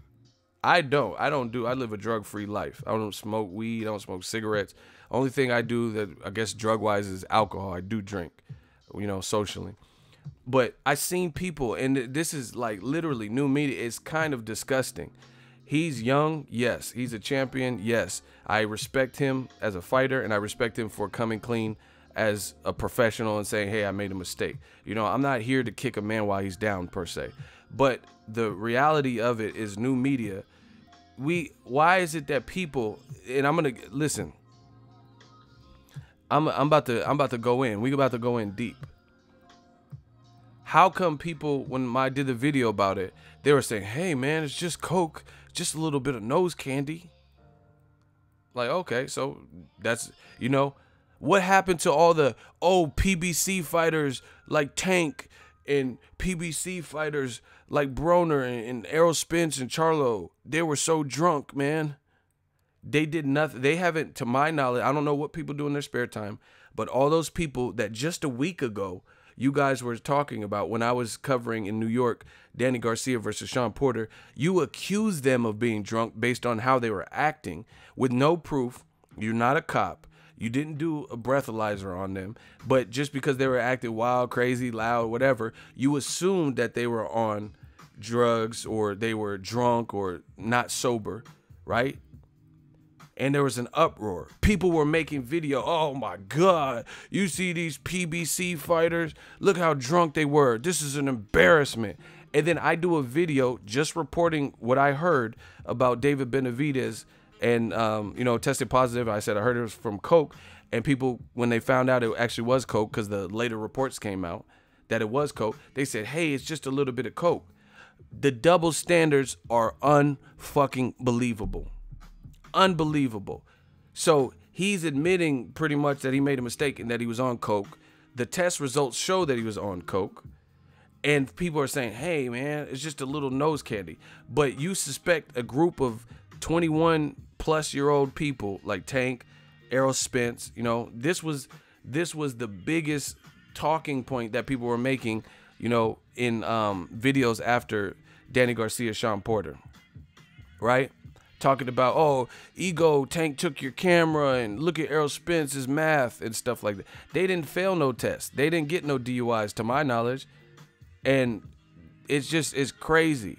Again, this is not even just about David Benavidez. He came clean. I'm talking about the fans. I'm talking about how the fans can say, oh, it's just coke. It's not a PED. It doesn't help you. But I thought you guys were just mad about Charlo's and Broner and saying Broner was a bad influence. The hypocrisy, the double standards is amazing. It's unfucking believable. You know, everyone's saying, oh, all them guys need to get away from Broner. He's a bad influence. Broner, to my knowledge, I don't know what he does in his spare time, but he hasn't failed no drug test that I know of, unless you guys can cite your source from a credible source, you know. So, you know, if anybody's doing something, all we know is if we know them personally or if it's come to light, you know. So I don't know what people put in their body. But what happened to all the million video views? Now people want to slap on the wrist, you know. People want to slap on the wrist and say, oh, it's just coke. He's young. He's just had a little nose candy. But what about Tank's young? Tank's 23. And so you mad that he took my camera and saying that Tank was drunk? Which we don't even know, because Tank said he don't even drink. So I don't know. I don't know if he does or doesn't. But on Twitter, I seen him say he doesn't drink. So what happened to the outrage? Like I told y'all from the beginning, the black channels. Why do black people drink? Why do they do so much drugs? It's the same thing. And y'all get mad. Hey, he's pulling the race car. It's true. You guys were so outraged and up in, it's just like Colin Kaepernick and these Nikes and shit. You don't give a fuck about protesting. You don't give a fuck about the kneel down. Let's call it what it really is. Because I be at the fights and they literally, I've seen people do the national anthem. Keisha Cole, she was singing that national anthem and people were sitting down. They weren't standing up. They were looking at the phone, didn't even get up for the national anthem. But when Kaepernick kneel down in a peaceful protest, all of a sudden you hate it. Oh, fuck, he's a demon, and why would you do that? He's so anti-American, and he's not patriotic. You know, it's that old media bullshit, and we calling it out. You know, props to David Benavidez for coming clean. But where are all the people? Where's the same scrutiny, the same energy when Tank? And, you know, a lot of coons do it, too. There's a lot of coons on here that be like, oh, yeah, Broner's a bad influence on all these guys. Look at him. You know, but okay, talk about David Benavidez. How is it a slap on the wrist for him because he's young, but then you didn't give that same energy to Tank for being young and possibly, we don't know who was drunk in that video, and they're grown ass men drinking alcohol. Listen, you could go to a liquor store and buy alcohol. You're not supposed to be able to go to a liquor store and buy Coke. You know what name? I could tell you 7-Elevens around my crib that got alcohol. I can't tell you one 7-Eleven that got Coke on deck, you know, just on the shelf, where you can just buy Coke. You be like, yeah, give me that, that Four Loko, give me that 2-pack of Coke. You mean like Coca-Cola? No, cocaine. Give me that, you know? So what are we talking about? Double fucking standards. And we gonna keep calling it out, you know? I'm not God, so I don't just sit up here judging everybody's life. This is what y'all motherfuckers do. You know, David Benavidez, I'm gonna take his word for it. He said he made a mistake and, you know, came clean. Much respect for that. But it's not about just David Benavidez. It's about these fucking fans. It's about this fake ass old media who will tell you, hey, I'm anti-Broner. I'm anti-Errol Spence. I'm anti-Charlo. I'm anti-Tank Davis, who haven't failed any drug test that we know of, right? Who we don't know if they were drunk because it was just videos that I put out and other people, and they were outraged and making videos like, see, look at these goddamn PBC fighters. They act like hooligans, goddammit.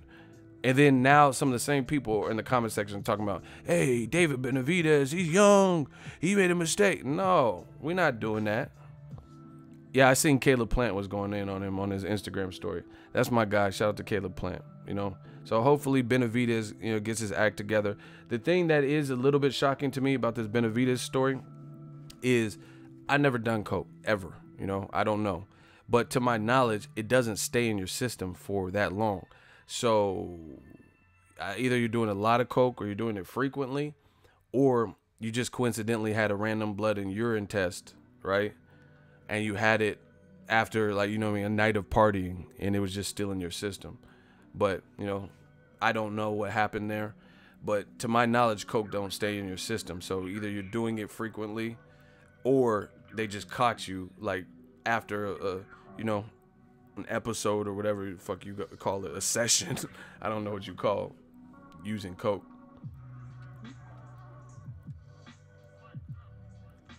All right, Michael's in the hot seat. I'm not playing these games with y'all. Watch me catch a body. Ego, it was more of the appearance and that Spence gets influence, and it's not the same guys who's saying coke is fine and alcohol is not. How the fuck do you know who's saying it? I have a channel with over 150,000 people. How do you know it's not the same guys? See, they want to say it, but they can't prove it. I've seen the same names, some of the same people's names commenting on my David Benavidez video, but let's hear how you know that it's not the same people. You know, I'm on Instagram, so I see other Instagram pages who not even talking about the David Benavidez story, right? But when the Broner and Tank Davis, when the, you know, the math problem or whatever, oh, I started boxing when I was 15. They posted that. Okay, thought just some guy said that. Get him out of here. He automatically failed. He said a strike for me. Just get him out of here. I'm not playing these games with y'all. Y'all gonna come correct on my channel. That's what it is. You're not gonna just be making up stuff. I have a channel. I see it. I see Instagram. Like I say, go to certain Instagram pages. They'll talk about the PBC shit. I don't even know if they've even posted about David Benavidez. This is the double standard we're talking about. I'm one by one, I will eradicate all the dumb stuff. You know, if this is my life mission, we're not playing these double standards. So if you're going to give David Benavidez a pass and say he's young, he made a mistake, great. Then give Tank Davis a pass. You know, you don't even know if he was drunk. You just know he was like, you know, with his boys wilding out and, you know what I mean, laughing and joking. You know, everyone wants to turn into fucking 5-0 police. I said I was in the hallway. I don't know what they was doing or on, or if they were on anything at all. You know, these are the double standards that we're talking about. And oftentimes I notice it with black athletes, with black fighters. People get, oh, you're pulling the race card. Fuck you. I notice it when it's with black fighters. I know people get mad and sensitive, but it's the truth. Minorities in general, but specifically the black channels, I notice it. Everybody is hard up on Errol Spence because they suspect that he's drunk. You know, people say the Charlos do coke, and you know that's what Erickson Lubin said, and then people were running with that. They haven't failed a drug test. They haven't failed a drug test, you know, but they're already guilty until proven innocent. So since it's not a court of law and they didn't get busted for nothing, they just remain guilty.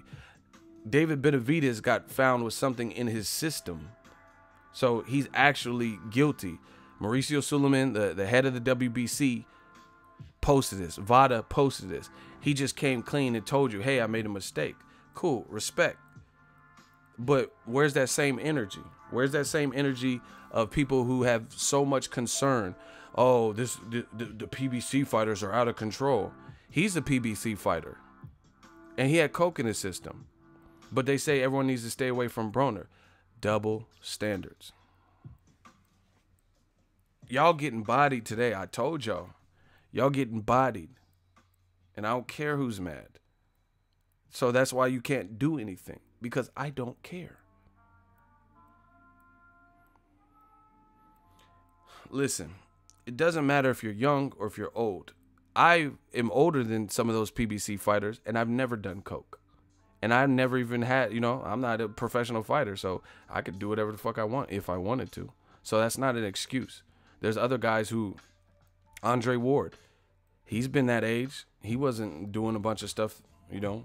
And if he was, it was below the radar because nobody knew about it. But to my knowledge, he don't even drink.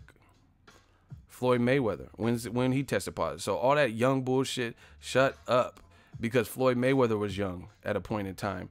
He turned champ when he was 21. So stop it. Oh yeah, but Benavidez is only 21. Floyd won a title when he was 21. Did he test positive for coke? No. You know, and people, oh, that's technically, it's not a performance. It doesn't enhance your performance. It's a banned substance, and you know that. You know, and the one I would say that, you know, I would be probably a little bit like considerate about is weed. That should just be removed from everybody's banned substance list because weed is different. Weed is like, I don't even smoke weed, but you know, I've smoked weed before, you know, back in the day, like decades ago. But weed shouldn't be on anyone's list testing positive for weed because that really doesn't do anything.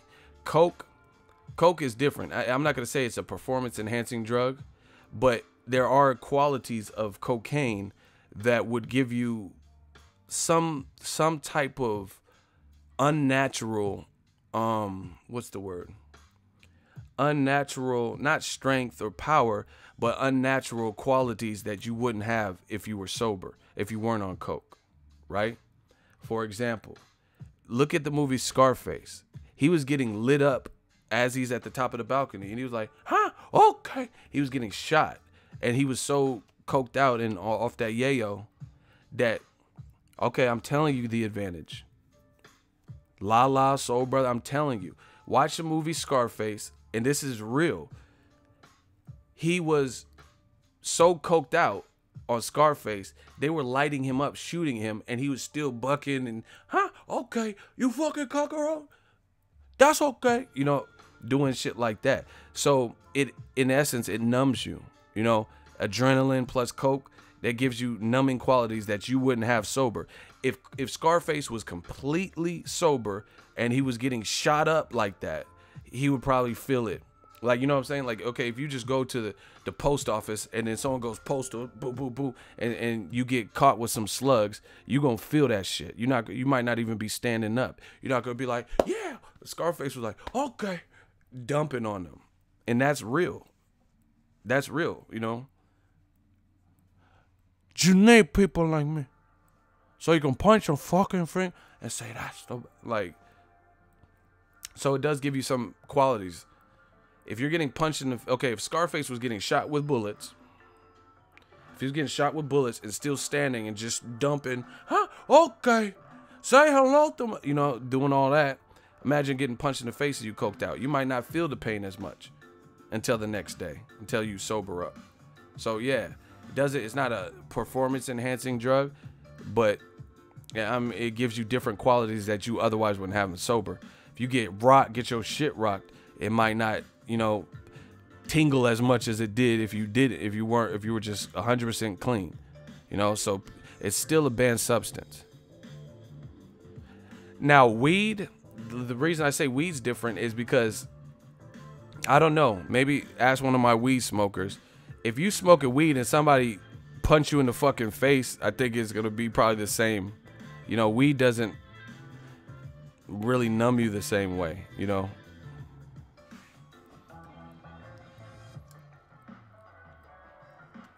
Yeah, Chavez Jr. Sr. he did coke. Shit, Oscar with them fishnet pictures on coke. So obviously he probably wouldn't be like, you know what I'm saying? So it don't even put you in the right frame of mind. Because why did Oscar do them pictures? Like, you think a sober Oscar would have let that bitch take pictures of him all dainty and fishnet? Fuck no. I mean, who's gonna do that knowing they're a celebrity? But if you coke, you might be on some different shit. Oscar was posing with it and having fun, like, it's a raining man. So he had to be on that boy. Daryl Strawberry. Y'all naming all the coke heads. You know what I'm saying? Oscar was happy to take those pictures, it looked like, from the picture. Yeah, like a fedora on.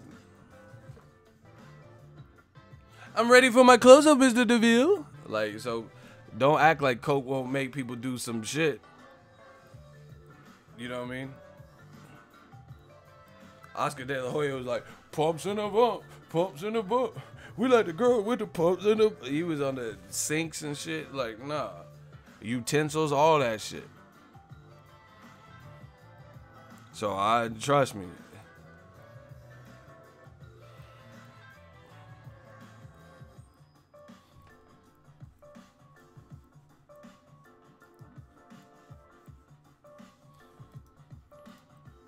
White boy Rick says, LOL, I done a lot of coke. Ego, you full of shit. Coke don't make you cross-dress. Oscar got, I didn't say it will make you cross-dress. You guys are idiots. Some of you guys are really stupid. I didn't say it will make you guaranteed to cross-dress because you did coke. You know, and you just told everyone you a basehead. So you calling me, you say I'm full of shit, but we supposed to listen to you, and you just admitted you a cokehead. Stop it. Talking about ego full of shit. I got these cheeseburgers, man. Please, man. But I'm full of shit, and you got these cheeseburgers. Stop. I didn't say coke makes you cross it. I said it takes you out of your element clearly and puts you in a different frame of mind. You know, because I don't believe Oscar would have let somebody, you know, take pictures and utensils and all that shit if he was sober. So you think he would have left the Golden Boy, like, you know, say he was completely sober and he left the Canelo Triple G2 press conference completely sober, went to Panera Bread, and then met up with a bitch in a hotel. You think he's gonna be dressed up and all that and be like posing and shit sober? Probably not.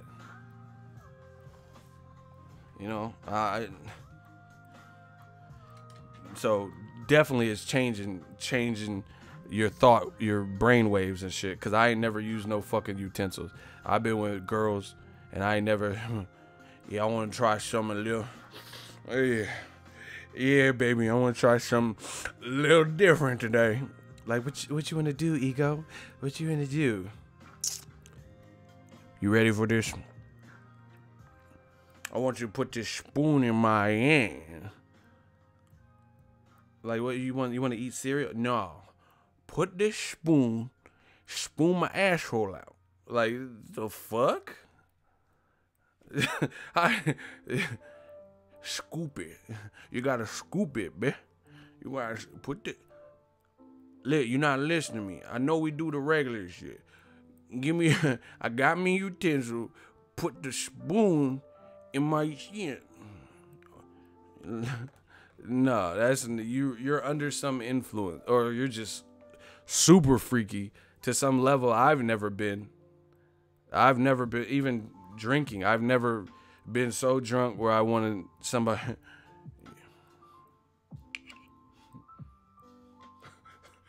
Yeah. My nose plays down, so I can't even hold it. Hold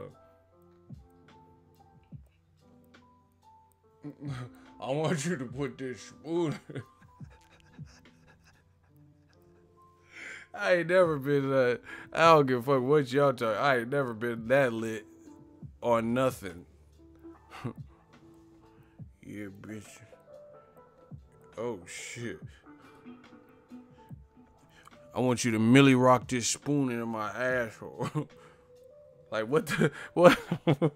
What? You heard me. I said Millie rock this spoon in my asshole. Like, hey, bro. Like Zorro. Do it like an orchestra shit. Dun dun dun dun. Dun dun dun dun. Dun dun dun dun. Dun dun dun dun. Like, I ain't never been that turned up. I hope people don't come in, at the 1 minute and 40-second mark, and I'm like, yeah, spoon my shit. Dun dun dun dun.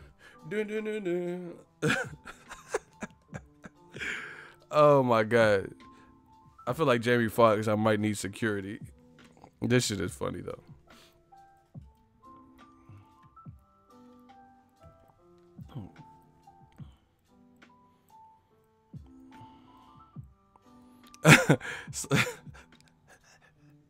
So I said you should do stand up. Hell no.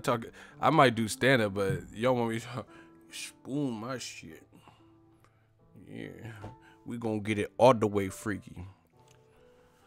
Pooper scooper. That's what I like to call it. I got the new maneuver. It's called the pooper scooper. Like, hell no. See, why y'all... They told me to stop with the spoon. Why? Y'all be doing them utensils. But anyway, keep the same energy. That's the whole point. You know, you talking about, oh, Tank took your camera and arrow spins can't count. Well, you know, now all of a sudden, David Benavidez, he tests positive for some shit, comes clean, you know, no pun intended, but he comes clean and says, yo, I made a mistake. I respect that, you know, it's not about him. I'm just talking about the double standards with because that's not me. I don't have to kick a man while he's down. You know, he's probably dealing with the ramifications of his actions right now. You know, people leaving, oh, you disappointed me and stuff. So what do I got to do? I don't got to, say nothing about that, man. I'm talking about the fans who made a big deal, made countless videos and Instagram posts talking about Tank and Errol Spence and all these people. Just fake shit. Just like they do. Like I used this example earlier. They tell Floyd Mayweather at 41 years old, because he said he's coming back fighting Pacquiao, and he's going to get 9 figures, and you know that. And you know people will tune in. They tell him, oh, he needs to move up. Fuck the Pacquiao rematch. You know, first they say watch the Pacquiao fight in slow motion, right? They say Pacquiao really won. But you know they don't believe that, because why? If you believe, bro, there's no way you could beat new media. We just on a roll. We just gaining too much steam. Listen, I just thought of that point. If y'all want to know a great point, can I get a hell yeah in the comment section? Listen, we got to get the likes up. If y'all want to hear the Vampire Stream. If y'all want to hear a great point, can I get a hell yeah in the comment section?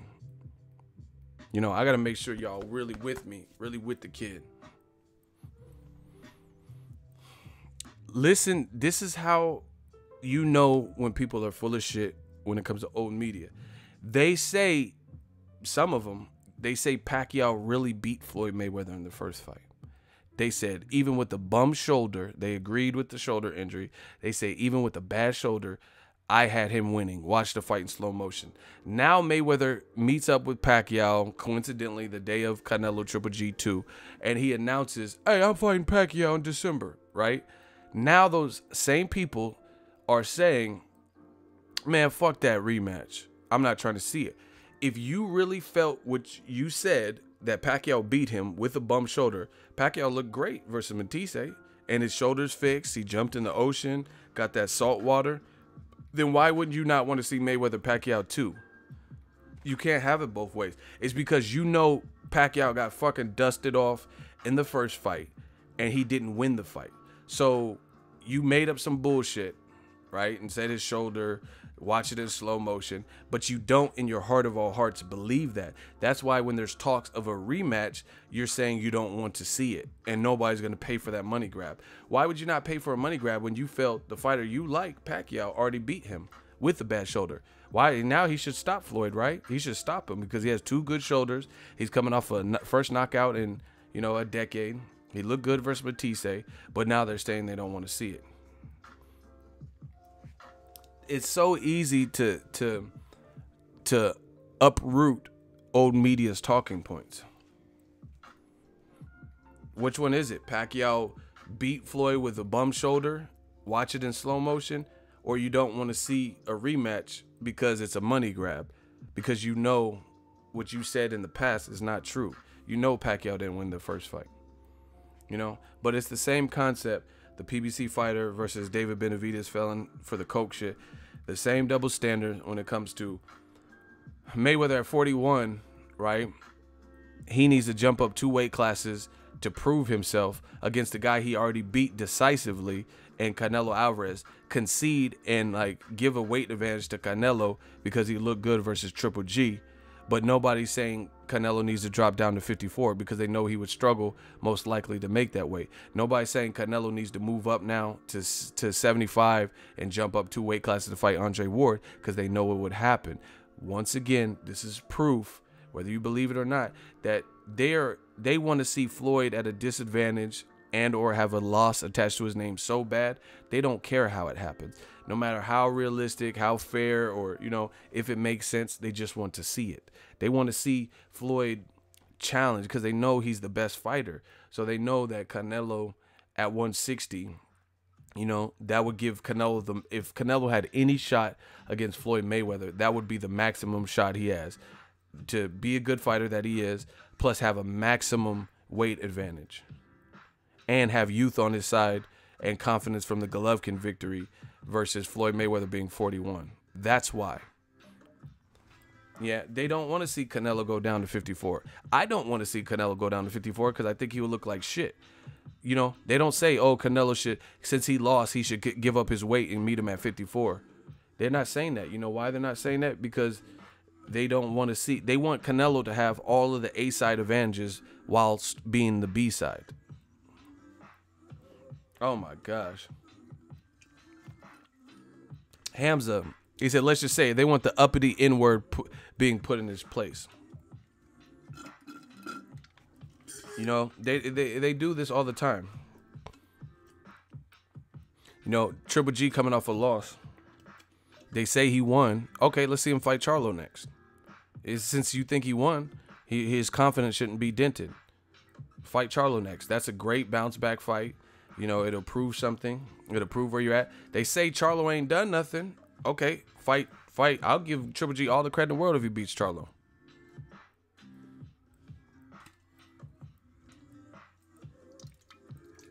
Once again, they want to have their cake and eat it too. Oh, Triple G beat Canelo's ass in the rematch. Oh, Charlo, who is he beat? He ain't beat shit. Okay. You feel Triple G won. You feel Charlo ain't done shit. He'll get more credit fighting Charlo and beating him than he would fighting a Vanes Martirosyan caliber guy. So fight Charlo next, since he didn't lose to Canelo in your opinion, and since Charlo ain't shit and ain't done shit. But just like Errol Spence said, he says if Canelo and Triple G fight Charlo, my money on Charlo. He said, I'm rocking with Charlo. These dudes know it. White Boy Rick said, Floyd haters be like, Usyk will beat Floyd now. That's what I'm saying. They want him at the most deficit. They don't want to see Wilder Joshua. Some of the same fans, they're anti-seeing Wilder Joshua because Wilder ain't done shit.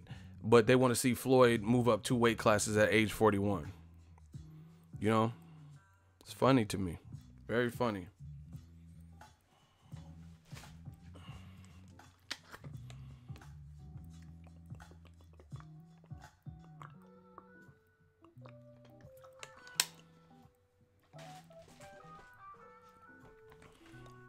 Make sure y'all smash the like button. I told y'all, man, we working hard this year. And especially, I told you September is going to be a busy month for us. Smash the like button. New media.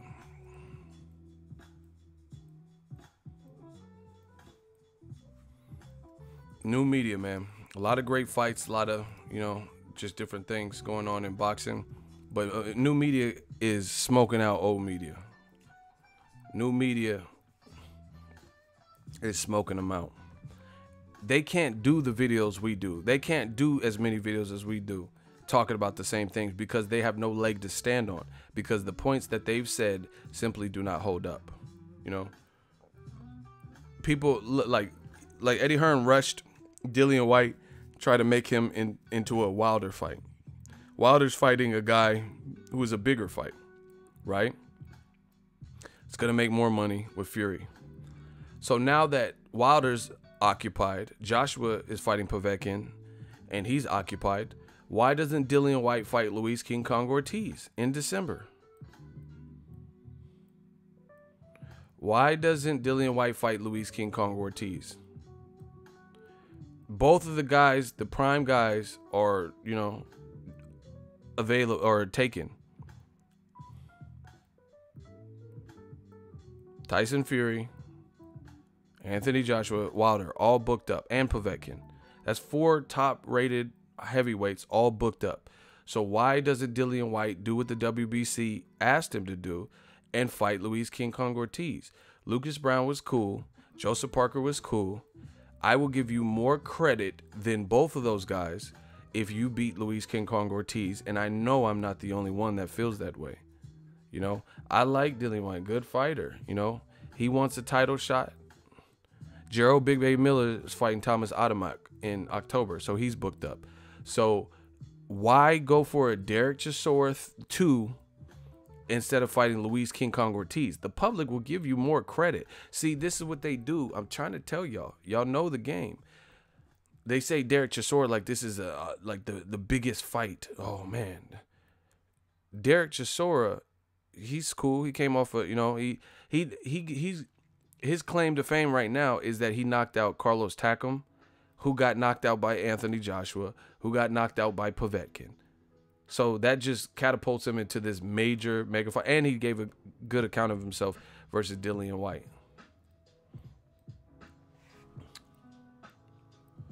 All right, your name is PED. You're in the hot seat. I'm one by one, I will body these dudes. He said Dave Allen did well against Ortiz, and he's only British level. He got stopped. That's not really what you call doing that great when you got stopped, and especially when you lost more rounds. We're talking about current Luis Ortiz. That was back when he probably couldn't get fights because he had different promoters and left Golden Boy and shit like that. And okay, strike 1. He said Allen fought him for 30,000. Yeah, in the 7th was it? Strike 2. I didn't say he won. Strike 3. Bro, how is that doing so great? How is that doing so great when you lost convincingly and then you got stopped? And it wasn't like you got stopped eventually, but you might have been ahead on people's scorecard, like Luis Ortiz versus Wilder. So this is what they do. They want to overlook your successes and broadcast your failures. They want to look at Luis Ortiz's probably his lackluster performance or what they feel is his lackluster performance. Dave Allen or Malik Scott or something. But they don't want to talk about the recent Luis Ortiz performance, how he took a guy that former champion Joseph Parker struggled with for 10, 12 rounds, who's big, Raz Conjano, and coming off a loss, he stopped him in 2 with a 1-2 with 2 punches. You know, I mean, for the most part, 2 punches. He set it up. Where you at, PED? Just block him. You know, I've already given him 3 strikes. Dudes, you guys gotta come. You gotta come correct on the live stream. You gotta come correct. You know, why are we talking about Luis Ortiz in 2015-16, but not talking about this year Luis Ortiz? You know, we're not talking about Ortiz, what he did with Luis Ortiz just in March, and then what he came back and did on the Mikey Garcia, Robert Easter card. We were talking about how he looked when he was with Matchroom, which was several fights ago. You see what I'm saying? Like, boxing is a sport of what have you done for me lately. Luis Ortiz, I'm talking about him fighting Dillian Whyte now in December. You want to talk about Luis Ortiz, what he did in 2016. But you're overlooking and you want to omit his most recent work. And you know what the funny thing is? I'm bodying these dudes. Little by little, I know it. I just feel it. They're making it like, just listen to this.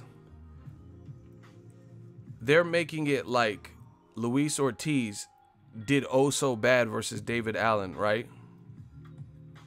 This is what they're saying. They're like, oh man, Luis Ortiz, look at him versus David Allen, right?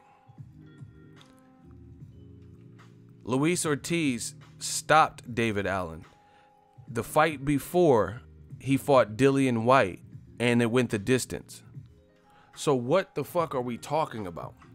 They said Luis Ortiz did average. Just listen. They said Luis King Kong Ortiz did average or didn't look good versus Dillian Whyte, but he got a 7th round stoppage. The fight before that, he fought Dillian Whyte, and Dillian Whyte goes the difference with Dave Allen. How does this make sense? See, they think because it's like, I guess, British boxing, that Americans maybe don't know what happened, but I know, I pay attention. How is it that Luis King Kong Ortiz, you said his performance should be under scrutiny and he didn't really do that great and he looked suspect, but he stopped the man.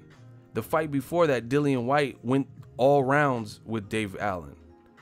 So why is there more scrutiny for the guy who got the stoppage and you're saying he looked worse, but then Dillian Whyte goes the complete distance with Dave Allen in just the fight before Luis Ortiz?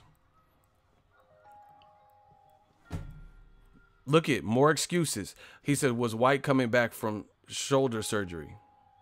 I don't care. I'm talking about facts. Did Dillian Whyte go the distance with Dave Allen? Yes. Check box rec.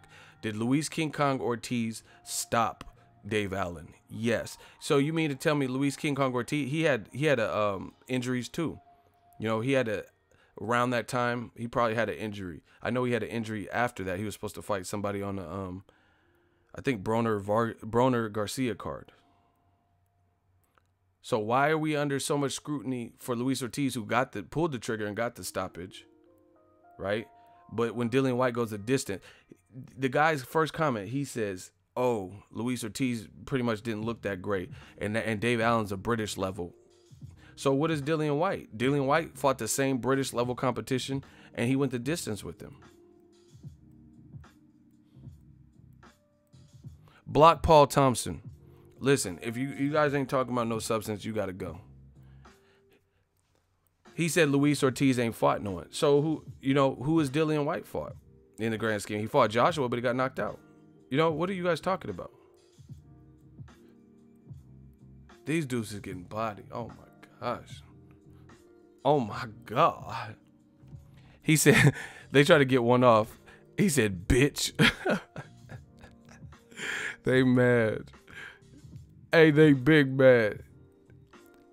I put the hit out on him, told the shooters to get him. He said, bitch. Yeah, we'll see who the bitch is. We still in here. We having a party. We having a party. That's what I'm saying. And fuck what happened in 2016. Ortiz looked good this year. He did very good versus Dillian Whyte. I mean, versus Deontay Wilder. Smash the like button. These dudes is getting filleted and they know it.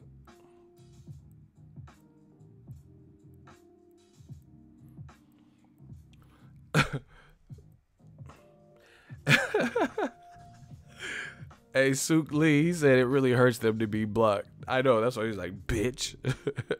I like that. That's funny. They try to get one last bitch because they know the end is near. Son of a bitch. Try to say something real quick. Oh my God. Ortiz been ducked ever since he stopped Jennings. Exactly. But they know this. Smash the like button, y'all. They know it. Well, they just trying to find excuses. You know, they always got to change what they said. They say Triple G is going to beat Canelo. Then when it doesn't happen, oh, that's because Canelo, he owns Vegas. No, we're not doing all that.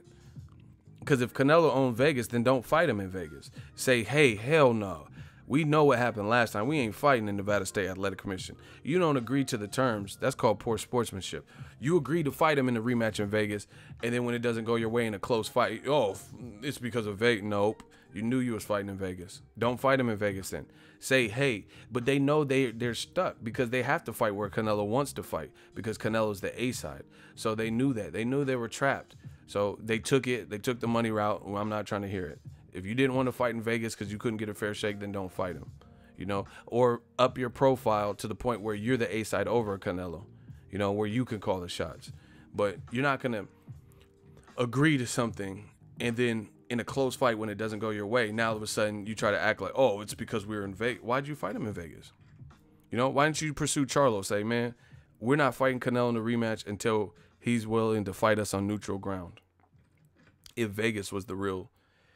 Tom Loeffler and all them got on record and said, hey, we like the refs. We all agreed on the refs, the judges, Nevada State Athletic Commission. They did a good job of, you know, handling the rematch. We didn't want this ref, so they got us a different one. So now all of a sudden, when it doesn't happen for you and Triple G's face look crazy, now all of a sudden it's like, oh yeah, it's because of the judge. No, we're not doing that. You agreed to the fight.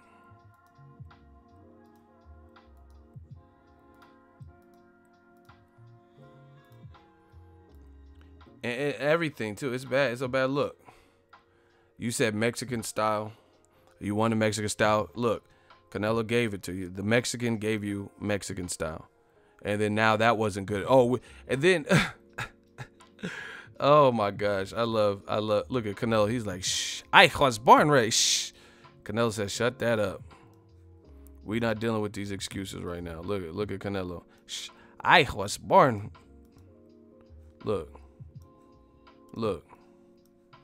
You know, what more do you want? You wanted Mexican style, he gave it to you. You know, you didn't want him to wear certain gloves, he didn't wear the certain gloves. You wanted a black eye, he gave you a black eye. You wanted him to come forward, he came forward.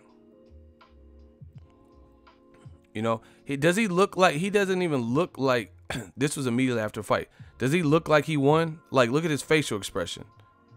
He looks like he's looking like, oh shit, that shit was close. He had no close. You know, he doesn't even look confident that he won. That was immediately after the bell rung. So,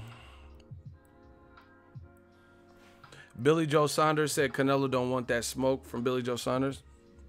Let's see it. But see, Billy Joe Saunders, he got to beat Andrade. That's a good fight. You know what? I'm kind of leaning towards Andrade. But it's a good fight, you know. Because I thought, I picked him to beat David Lemieux, but he looked even better than I thought he would look versus Lemieux. You know, I thought there could be some close round. He dogged David Lemieux. You know, I didn't know he was going to look that swift. So, you know, it's a good fight. Let's see how Andrade looks. Andrade's in shape right now. Billy Joe Saunders in shape. Good fight. So, you know, I'm not really interested in what Billy Joe Saunders has to say about Canelo specifically until he gets past Andrade, because, again, that's not a give-me fight for either guy. They both been out basically a year. You know, Andrade has the height advantage. They're both southpaw. You know, it's just a good fight. So I can't really take too much to that until I see if Billy Joe even keeps his belt after facing Demetrius Andrade.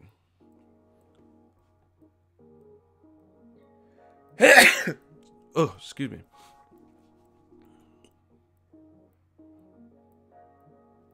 Because you guys see, some of you guys have to like really fuck with boxing, you know, like to look like Billy Joe Saunders looked great versus David Lemieux. I gave him all the props in the world. Thank you for you guys for the saying bless you. I gave him all the credit in the world for beating David Lemieux in that fashion.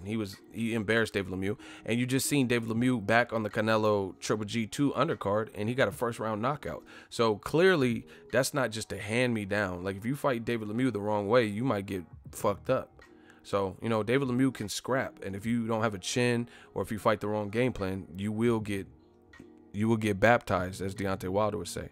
So, Billy Joe Saunders just executed good game plan, and he made David Lemieux look very average, you know, probably less than average in that night. And you've seen, you know, him bounce back. So you have to fight Lemieux the right way, despite him not being the craziest, fundamentally sound boxer. He will smoke you if he connects. He has power for you at that division, right? So, you know, Andrade's just a total different package. David Lemieux is shorter than Billy Joe Saunders.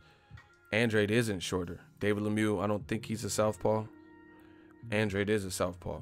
Andrade can fight you toe-to-toe. He's an Olympian, or he can get on his bike and, you know, and do that fight. So when you have, you know, Billy Joe Saunders versus Andrade, it's the stylistically, it's like Tim Bradley versus Juan Manuel Marquez type of fight, where it's like you got guys that they probably have more similarities than they have differences, you know? So it's going to be like this is how I look at it. In a fight like this, the reason why I would favor Andrade is because if two people are both good, like both like complete defensively, have an offense and stuff, it's going to be those little incremental like advantages that will push the envelope for the fighter. You know, I think Andrade has more power at 160, you know, more snap than Billy Joe Saunders does at 160. So I think that could be a difference maker. I think Andrade is even more so rhythmic and even better slickness. Don't get me wrong, Billy Joe Saunders is slick, but I think Andrade has more slickness because Billy Joe Saunders, I feel like his slickness is mostly going away, like fighting off the back foot, picking off his shots and stuff like that. I've seen, like, watch the Demetrius Andrade Willie Nelson. Willie Nelson's like 6'4" or some shit, big, you know, amateur background, big puncher. And from round one, Andrade came out aggressive, was right in front of Willie Nelson's front door, and he was like still mindful of his defense, standing in front of him. That was very impressive. Billy Joe Saunders versus David Lemieux, he was more on the back foot, you know, kind of like Golovkin on this fight, even though Golovkin won in Mexican style. So I think Demetrius Andrade, just overall, I give him little subtle edges, you know, in terms of, and he has the height and maybe even the arm reach, you know. So that's my thing. So they both are good at what they do, but I think, and they're both southpaws. So you have to look at who edges who slightly in these different categories. And then when I look at the meters, like if this was Madden or something, I think the power, a bit more power for Andrade. I think Andrade slickness can be in front of you or going away from you. Punch variety, I would say Andrade. Height, definitely Andrade. He looked taller, longer arm, you know. So that's why I would favor Andrade. But by no means is it a runaway fight. Andrade is a terrific fighter, but he hasn't been the most active. And this is the best name he's fought since, who knows, Vanes. So it'll be interesting to see how it plays out with the timing.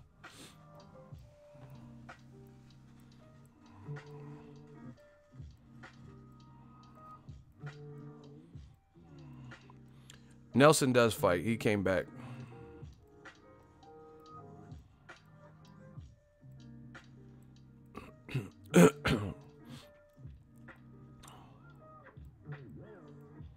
Make sure you guys smash the like button. We just finessing and blessing this late night live stream.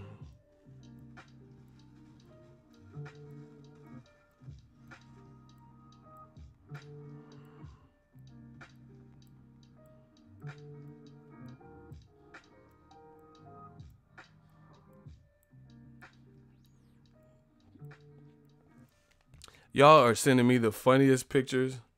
Stop sending this shit to me. Why? Look, this is not me. I said stop, see?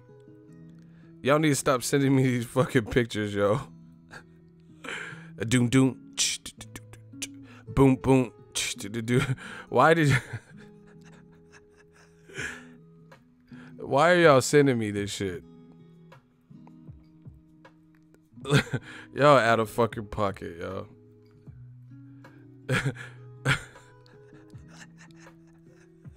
Stop inboxing me. Can I live? Like, honestly, can I live? Oh my God, stop sending me this shit. Man, I'm gonna watch it again. I forgot to record it on accident. So I have to wait till they do the replay. You know, because I don't want to watch it on YouTube or something. But I don't even see it being whatever y'all seen it being. I think Triple G had a good rally where he showed heart, you know, and people wanted him to win, and or they were influenced by the controversy from the first fight. So, you know, everyone's like, oh, it's close. So they just wanted to right the wrong from the first fight, because I do feel Triple G won the first fight, you know. So I think, like I said, a lot of people are sheep, so this is what sheep do. They follow the crowd. I don't give a fuck about the crowd. I am the crowd, you know. And I think a lot of people just seen that, you know, because look at it. Like, let's say you're on press row and there's 60 people and 55 of them, you know, no, let's say 50 of the 60 people said, oh, Triple G won that. He won. And then 5 people said it was a draw. You know, or you know, whatever. 6 people said it was a draw, and 4 people said that Canelo won. A lot of people are not comfortable being in that 4. You know, your category has the least amount of people who believe it. You know, 6 people said draw. You know, 50 people said Triple G won. Most people can't stand on their own too. But me, we on that Bay Area shit. We can stand on what we say. 10 toes down, right or wrong. If and I told you guys this. I said, if Triple G does what you guys are telling me, which was a lot of y'all were saying, the people that I seen on these live streams, you say, haha, ego, you don't know shit about boxing. Triple G's gonna knock out Canelo. Look how scrawny he looks. And then that didn't happen. Canelo ate his most vicious shots and never went down. Never even, like, Canelo got a chin, because even in the you know, to be honest, I like the way Canelo ate the shot. Do you get what I'm saying? Like, he didn't like, okay, I'm not trying to pick on him, but like Amir Khan, I don't like his body language when he gets hit with certain shots. Like when he got hit at the end of the 10th round, like the last 10 seconds by Samuel Vargas, he reacted a lot to it. Like he was like, you know, his body's turning and he's like fleeing a little bit. You know, he looked a little bit really rattled. Canelo got hit with a monster shot and you know, he was still tight with his defense and stuff after that point. Yeah, I'm from the 707. Say it backwards. Gang, gang. You know, so you know, even the best shot probably that Triple G landed was the 10th round, I think it was. You know, Canelo, he didn't like overreact to the shot. Like he wasn't like, oh shit, God, like, and then like falling over. It wasn't. He got rocked with a big shot, and he was still there. You know, to be honest, he had more of a reaction when Jose Miguel Cotto rocked him, because he actually fell back into the ropes and shit. And I'm not impressed with one big shot, and then, okay, cool, you woke Canelo up in the 10th round, right? You hurt him, whatever. Then you go to put on some more pressure and you miss like 14, 15 shots in a row. That's, you know, that's not much of a follow-up. Canelo, I mean, Triple G missed after hurting Canelo. He missed hella shots in a row.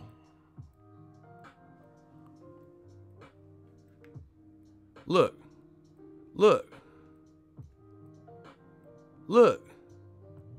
You hurt him and then look. Missing all of that. Look, 1, 2, 3, 4, 5, 6, 7, 8, 9, 10. Like, so that's what I'm saying. So to me, the big shot in the 10th round wasn't even that impressive because, yeah, that connected. He aided it, didn't go anywhere. And he still, obviously, Canelo, I'm not saying he wasn't hurt from it, but he obviously has his wits about him because he's like, bow, bow, bow, bending and deflecting 14 shots in a row. Canelo was looking sweet in there. I don't know what the fuck y'all be watching. Look. 1, 2, 3. Count them. Look. This is after he got hurt in the 10th. Look. And he still was firing back. Look.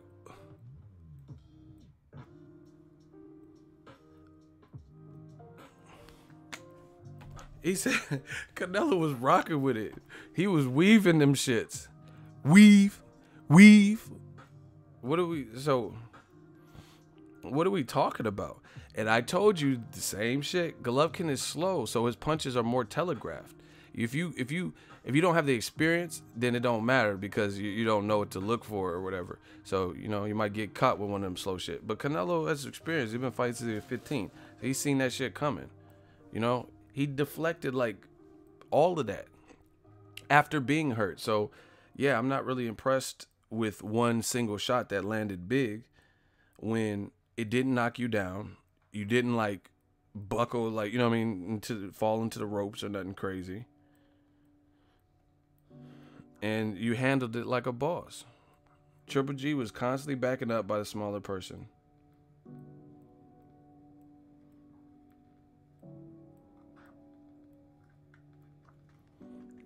Look. Triple G lands a nice uppercut. Look.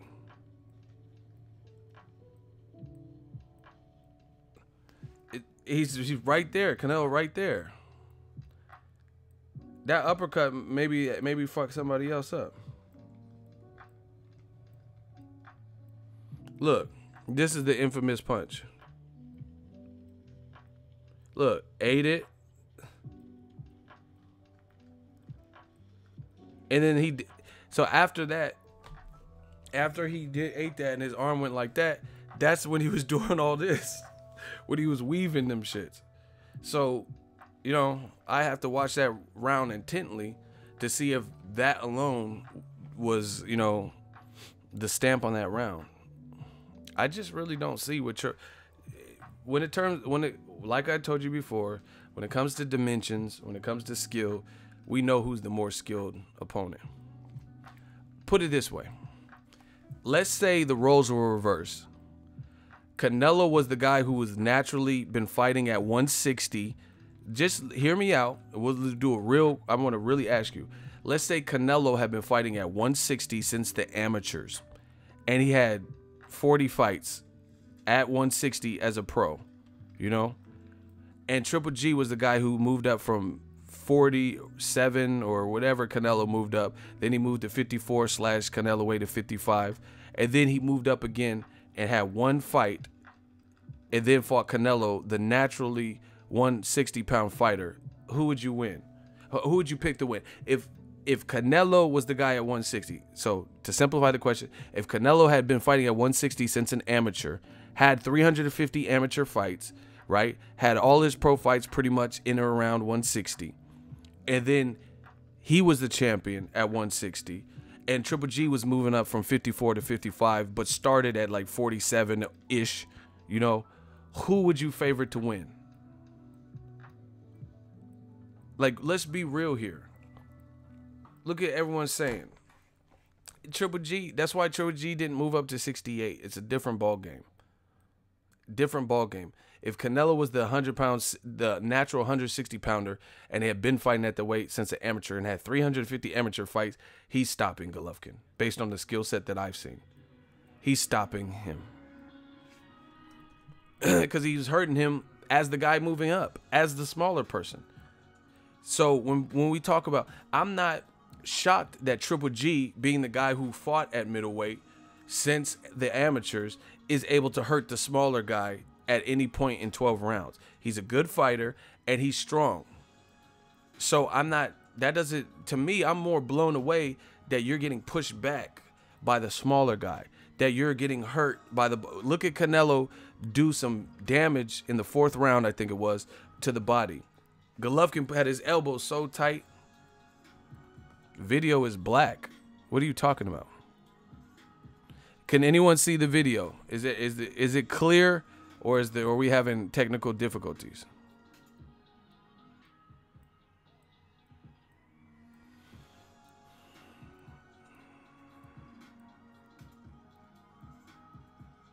Okay, so I don't know what the video's black shit is. Someone said the black channel. Honestly, let's really, if Canelo was the natural 160 pounder, if he did all that moving up, not acclimate, like put it this way, Triple G, we're talking about skills. Triple G has had, I don't know how many fights in his amateur career, but he has 350 fights roughly. And I would say the bulk of them were at 160, in or around there. Then he has 37, 38 pro fights in or around 160. He had all them 400 fights basically, right? At or around 160 pounds. And he still has issue with a guy moving up, who moved up more than one weight class. So if Canelo had that type of experience at that weight, you know, I'm not even being funny. Triple G might look like Josecito Lopez if Triple G was the guy coming up from 54, based on the skill set. Because that would be more Canelo's domain and territory than it would be Triple G's at that point. If Triple G was coming up from 54, 55 and hadn't fought there as a pro, you know, hadn't fought at 160 as a pro, but one time. Canelo got skills, and you motherfuckers can hate, but that's the fact. You know, once again, when have we seen a guy move up in weight with no acclimation and give Floyd, don't say Marcos Maidana, because I said with no acclimation. Marcos Maidana had been fighting at welterweight since Devin Alexander. So he had Jesus Sotocaraz, Devin Alexander, Josecito Lopez, and Broner to acclimate and adjust to the weight, and he was a big puncher. So name someone that gave Floyd work and put him in a tough fight where that guy was moving up and only had one fight at the weight class that he fought Floyd at. Name one person. Somebody that moved up. Not Floyd moving up. I'm talking about the opponent moved up. Where the opponent moved up and it would put Floyd in a compelling competitive fight and have Floyd's eyes looking like Golovkin. Skills pay the bills, people. Name anyone that ever put Floyd in an intense fight like this where Floyd's face looked like that. You know, and they were moving up and they didn't even give themselves like multiple fights to acclimate. Whoever put Floyd in a position like that? It's because Triple G's not big on defense. Y'all, and please stop saying that he's 36. Please, because at age 37, 38, Mayweather dogged the 23-year-old Canelo and pushed him back as the smaller person. Cotto didn't move up. Cotto was at 54. Floyd moved up to, see, y'all don't know boxing. Floyd moved up to Cotto, who had fought Yuri Foreman and shit at 54. Block, bacon, and eggs. If you're not gonna answer the question, you can't be here. He said fuck Floyd, IV injecting mofo. You know, but you're not answering the question. So get bacon and eggs. He gonna break fast, like bacon and eggs. Get him out of here. You know, so, you know, people tell me, oh, Press Row scored it like this. I don't give a fuck. What's that mean? You know? Especially we have people like Steve Kim on Press Row. Like, what does that mean? What is that supposed to mean to me? You know, I'd rather be on the side with fighters. Listen to Floyd Mayweather Sr., what he said about the fight. Yeah, Canelo moved forward a lot more. Canelo moved forward a lot more. Hit him a lot more times. He hit him a lot more times. Hit him the last time. He hit him a lot more times than he hit him the last time. I mean, that's what I'm just telling you.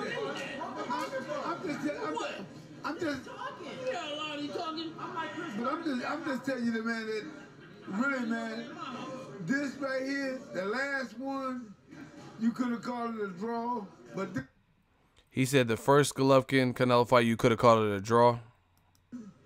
You could have called it a draw, but this one right here, no, Canelo won that clear. Floyd Mayweather, the wizard. You know, he says, oh, the first one, okay, you could say that was a draw, basically say that was close. But this one, no, Canelo won that clear. Stop it. You got whole media, y'all getting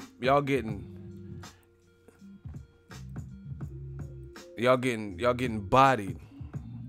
You know, father of the GOAT, you know, professional fighter. He's saying the same thing I say. He said Canelo was hitting him more than he did in the first fight, which is evident when you look at his face, because his face looked worse. His face looked worse in the first fight than Canelo's face, and it definitely looked worse in the second fight because Canelo had more of, you know, come forward aggression. You know, you can't, you know, a tiger's not going to change his stripes. I really feel like Golovkin, he's in the Kovalev boat, the Chocolatito boat. You could match him with people, he could still beat people, but if you put him in with the elite level person with certain skill, they have to have certain skill, preferably power, you know, if they have a good size to them for middleweight, and if they have some athleticism, speed, defense and stuff, Golovkin, we may not see the Golovkin that we've seen in the past. Straight up. If you don't believe me, put him in the best fights to be made. If you believe see, this is what I'm saying. I'm gonna keep saying the same thing. People could, oh, Press Row had it this way. 40 people in Press Row. I don't care. Unless they're gonna get on, do these 2-hour streams and fully break down the fight and tell me what you've seen that made you score like that. It does not matter.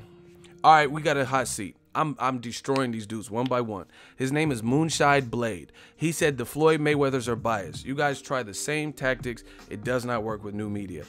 Why is he biased as the dad because of Canelo? You know, Canelo said his son ran at a point. So why does he have to be biased? Why can't it just be he's telling us how he feels? Especially when what he's saying, this is what they try to do. They try to minimize all these people who are saying it, and everyone has an excuse. I did a video, it has 30,000 plus views in a day or so, about Andrade Ward, who said virtually the same thing that I'm saying, virtually the same thing Floyd Sr. is saying. They said, oh, it's because Andrade Ward hates Triple G. So you explain it. Why is what Floyd's saying is the same thing as a lot of professional fighters, but why is Floyd, how you said he's biased? Moonshine, you're up. I'd love to hear this. Why has it got to be he's biased as opposed to he's breaking down boxing from his experience and what he saw? And he was at the fight, I believe. What does he have to be biased? What does he owe to Canelo or to Triple G to the point where he has to like falsify what he's seen? And see, this is the thing. They do this to me. If I want to lie on somebody, if I want to be biased, then I'm just going to make shit up. Why wouldn't I just make shit up? He's explaining why he feels that way, just like I do on my streams. You have 15 seconds, my friend. Moonshine. Why do you feel that Floyd is just saying this out of being biased, but he's explaining it? I don't know him. Maybe it's the style or because Floyd boxed him. That's not good enough. Strike one. How does it? He's telling you why he feels that Golovkin lost and why Canelo won. But you guys want to relate it to he's just biased. What reason does? So what does he owe to Canelo? His son already beat Canelo. You know, it's not like Canelo has a win over Floyd and he's just trying to make it like, see, oh yeah, Canelo is real good. That's why we lost to him. You got to do better. I could understand if it was De La Hoya, you know, Bernard Hopkins, because they work for Golden Boy. You know, of course they're not going to say, oh yeah, Canelo won. But Floyd Mayweather don't work for Golden Boy. All right, block him. You know, we got to start doing. If you're first, he says he never shows the other side, just shows up what Canelo did. Block him. If your first two responses are that weak, you know, we just got to keep moving on with the show. So he's breaking down what he's seen in the fight, and this is what they always say: oh, show the other side. What side is he supposed to show other than what he's seen? See, people start tripping and spazzing out on boxing. They want equality, but certain things aren't equal. Canelo's defense is eons above Triple G's defense. So if I'm talking about Canelo's defense, and I'm not saying the same sentiments for Triple G's defense, it's not because I'm being biased. It's because when I watch the fight, Canelo has slick upper body movement, well-schooled movement, and Triple G doesn't. You know, but people always want this mythical equality. Why would I give Triple G the same props for his defense when his defense does not compare with Canelo's defense? This dude moonshines talk about, oh yeah, he never shows the other side. He broke down what he's seen in the fight. What is he supposed to say? Oh, I mean, but Triple G has a good chin. Canelo showed a good chin. See, you notice Canelo showed things in his fight that Triple G didn't show. Triple G didn't really show anything that Canelo didn't show. You could say, oh, Triple G hurt Canelo. Canelo hurt Triple G. Oh, but Triple G has a good chin. Okay, Canelo has a good chin because he took some big shots in certain rounds. But Canelo has things that he did that doesn't transition and translate to what Golovkin did. Canelo has a defense. Golovkin's defense was not impressive. That's why his face looks like Exhibit A. See, that's what I'm saying. They want it to be equal, but no one's going to call it and show the other side when it's not equal. Triple G doesn't have an equal defense. He doesn't. That's like saying Danny Garcia and Amir Khan. And if I was like, let's say Amir Khan outboxed Danny Garcia. Let's say the whole fight looked like the first 2 rounds and he outboxed Danny Garcia. And I'm saying, oh, Amir Khan was very impressive with his speed. I'm not going to say, oh, Danny Garcia was impressive with his speed, because Danny Garcia, that's not really what he does. He's not really known for speed. You know? So people want it to be equal, but truthfully speaking, it's not equal. Danny Garcia does not have anywhere near the speed of Amir Khan. So if Amir Khan would have looked like he did the first 2 rounds and never got knocked out and just outboxed Danny Garcia, if I'm telling you, hey, Amir Khan looked good, his speed was on point and he outboxed him, his movement, blah, blah, blah, I'm not going to give Danny Garcia the same compliments if he didn't do the same things in there. It's that simple. These dudes always like, you're biased for Mayweather because you didn't show the other side. I'm talking about Mayweather, Robert Guerrero. Guerrero wasn't doing what Mayweather was doing in there. So how am I going to show the other side? How am I going to be like, oh, Guerrero's defense was just...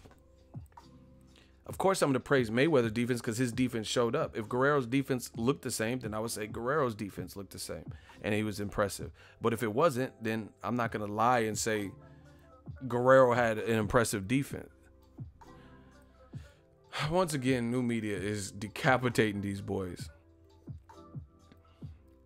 They want it to be equal so bad. And I see they try to do the same new media tactics, but you have to have logic to be new media. So if you're coming from a irrational, emotional space, it's not going to be logical. It's going to be illogical. See, shout out to Lee. He said Guerrero in that fight, he was outstandingly hittable. That's what I'm saying. So I'm not going to give him the same props that I give Floyd Mayweather.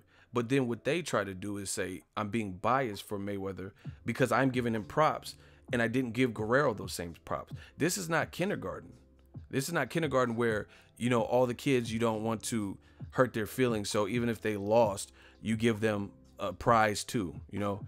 Okay, even though this kid won the spelling bee, this is the kindergarten or first grade or third grade or whatever. So you both get lollipops. This is not that. This is a brutal gentleman's sport. If you're not doing the same things, then you won't be judged equally.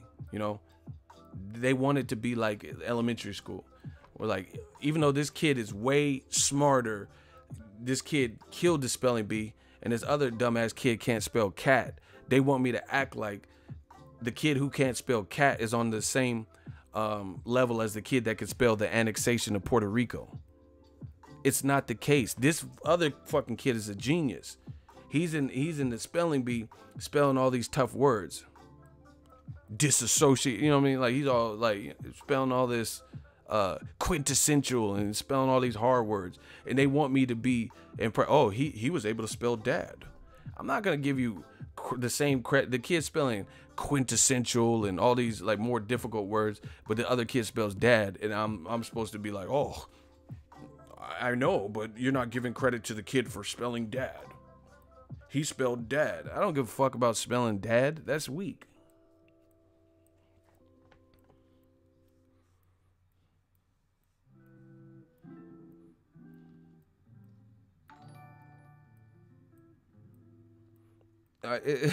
These dudes don't know how to debate. You know what I mean? Like I said, I think that's a pretty good example. I think it's a pretty good example.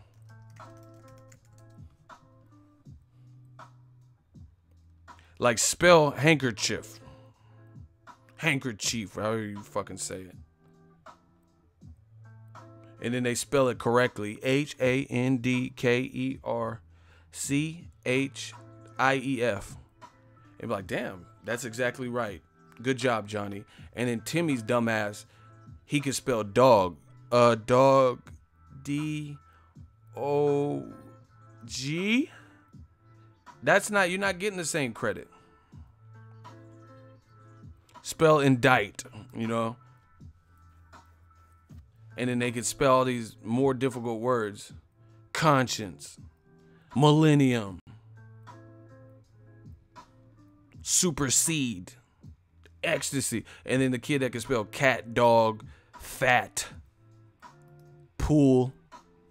I'm supposed to give him the same credit. That's not how this works.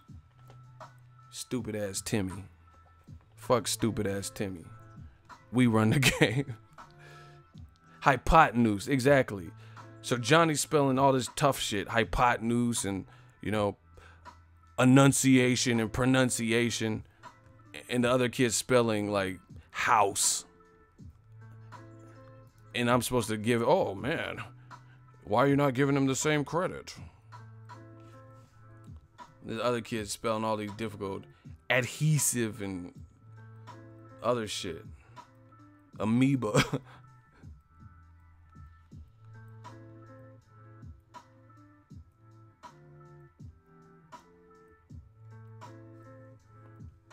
It's crazy. Spell demolish on. And he can do it. But I got to give, that's what I'm saying. Canelo's defense is murdering Triple G's defense. So why would I show the other side? It's not being biased. Shout out to Sweden. I love y'all. It's not being biased because I'm praising Canelo's defense. His defense to me is praiseworthy. He was defensively responsible. Exhibit A. You know? So if I didn't see it, the same I could give Golovkin props for what he did right. He showed heart, which I gave him props for.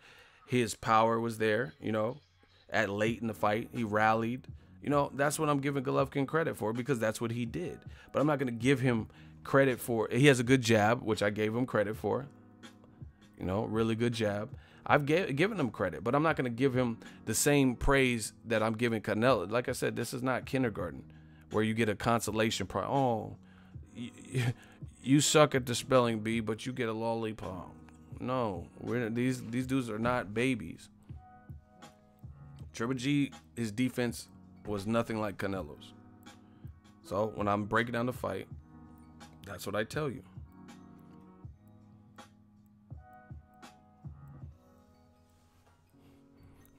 Like I said, Canelo out here spelling the annexation of Puerto Rico, and you want me to be happy because Triple G can spell dog.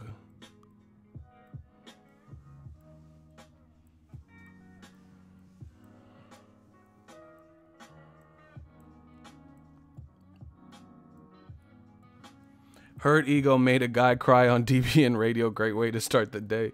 Man, I'm not trying to do this, but he called in and he was aggravated. He was crying. He was crying in there. He was crying. And then he gonna lie and say he beat me. You can't beat me. I'm immortal. Talking about he beat me after he midget. How you beat me, bro? I hate Randall Ridley. Triple G blocked most of Canelo's punches with his face. Hey, he was crying. He was crying in there. I said, don't come at me unless you gonna come correct. And he was crying. He was crying in there. Yeah, he said he was from Chicago. But a lot of people be repping shit. That don't sound like no Chicago cuz that I heard. You know, Chicago dudes be real. They don't be crying in there like that dude. He just claiming Chicago probably. My dude from the Chi-Town, the people I know, they be official. They be putting in work. They don't be crying. They don't be crying in there. That's what I'm saying. People are so emotional. They want everything to be equivalent. Spell equivalent, you know? They want it to be equal. Like, why aren't you giving Golovkin credit? I gave him credit. I said his jab was good. He's definitely durable. He could take a shot. You know, I gave him credit for what I seen him deserve credit for. It was a good fight. I gave credit to that. I said props to, you know, both fighters made it to the end. Both fighters are healthy. But I'm not going to lie and give someone credit. You know, they do the same thing with Wilder Joshua. Oh, you're fucking biased for Wilder. All you do is say the good shit about Wilder. No, it's not that. I'm calling what I see. Wilder looks like he wants to fight Joshua for all intents and purposes. Joshua or his team or both don't look like they want to fight Wilder. So why would I call it the same? Why would I say, oh yeah, AJ really want that smoke with Wilder when I don't believe he wants to smoke with Wilder? Stream King. Listen, we're going to wrap this up with some Q&A.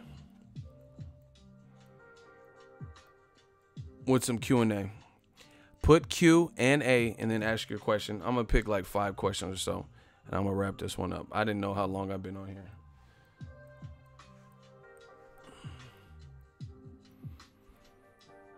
If you have any questions, just put Q&A and then just ask your questions. Make sure you guys smash the like button. Listen, like, 'cause I've been going ham on these streams. Like, I'm talking, not saying like toot my own horn. I'm talking about the length of time that I've been doing these live streams. That really takes away from the other editing workload. I'm gonna see how it works out this week, but I'm doing overtime on these streams. Y'all gotta smash that like button.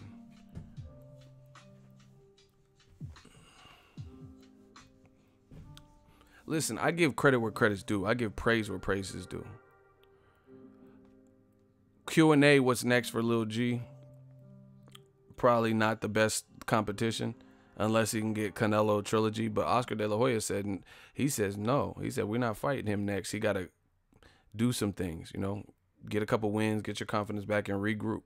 I don't want to see the trilogy next. All the bullshit, all the see, and listen, this is what I'm talking about, the difference between old media and new media. Please pause the questions because, you know, it's going to scroll up and I'm not going to see them. So just highlight them and copy and paste it so I could answer the first question. And then, you know, I don't overlook a question. But this is what new media versus old media. Like Abel said all that stuff about Mexican style and he's going to run, track shoes, won't.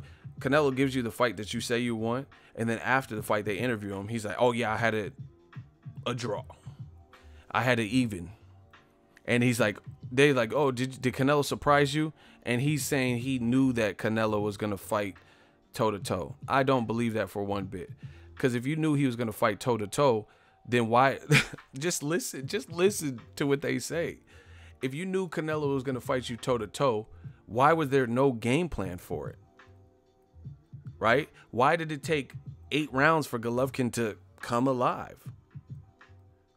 Why was the fight even? Why were there no adjustments? Why did you say before the fight that Canelo was going to put his track shoes and run, but now we're anticipating it? It doesn't make sense, people. That's why in this day and age with new media around, you got to watch what you say, because it will come back to bite you. It will come back to haunt you, because it has to make sense. It has to make sense. Abel claims now he knew Canelo was going to sit there and trade. But then he was saying before the fight, Canelo wouldn't sit there and trade. And if he did, he was getting knocked out. Canelo pulled your card and called you a complete bluff. You told him what to do game plan wise, and he obliged you and said, okay, you want Mexican style? And he was coming with it. He came to bring the pain like Method Man. I came to bring the pain, hardcore from the brain. You know, he came to bring the pain. All right, next question. Q&A, which fight was more of a draw, first or second fight? The numbers haven't come back, but I want to say the second fight. It had a better card overall. A ton of celebrities there. Mark Wahlberg, Will Smith, LeBron James. And there was controversy in the first fight, which I think catapulted and built this fight to a bigger fight. So I want to say, and I hope the second one does good. You know, I hope the second one did better, because the second one was a better fight, and boxing needs to shine when we have fights that are worthy. Q&A, will Wilder stop Fury in your estimation? I would pick, yeah, I would pick that. Okay, my thing is this. I'm realistic in my predictions. I don't know what you guys think. I rarely ever just come out and like close fights on paper, like Danny Garcia, Sean Porter. You never really hear me say nothing crazy, because I respect both fighters, and I respect the match and the stylistic matchup. Fury has a chance to outbox Wilder, but based on everything, I'm thinking Wilder catches him at some point and puts him away. In that Steve Cunningham, I know that was a couple years ago. I cannot get that image out of my head, how a cruiserweight dropped Tyson Fury. So all things considered, I think Wilder, he's just too much in the zone, a lot of momentum. And even if he's getting outboxed, we've seen it. Luis Ortiz, Gerald Washington, Spilka, where even when he's losing some of the early rounds, it's really, he could turn it all around. I'm done. Randy Ridley said he asked for a Mexican style and got Desperado. That's one of my movies too. Selma Hayek was so bad in that. Q&A, should Golovkin be called out for not threat again? Hold on. I read that wrong. Do you think, should Golovkin be called out for not moving up? You know, I'm off that. It is what it is. He wanted to move up for Chavez, you know, and Carl Froch, but he didn't want to move up with Andre Ward. It is what it is. His trainer said they could fight anyone from 54 to 68, but the lie detector test to this point has determined that was a lie. So, I mean, it is what it is. We'll see what he does next. Next question. What's next for O'Sullivan after talking all that trash and getting smoked in one round? Damn, y'all are harsh. 2 more questions after this. I mean, I don't know. I mean, O'Sullivan is in a tough division, so, you know, I think he can go try to rematch Eubank or some shit, like types of fights like that. But, I mean, he got knocked out. No one really wants to see a David Lemieux rematch. Billy Joe Saunders, if he beats Andrade, no one's going to want to see a rematch with that. I mean, so he's just going to be relegated to kind of fighting a certain echelon of fighters. 2 more questions, y'all.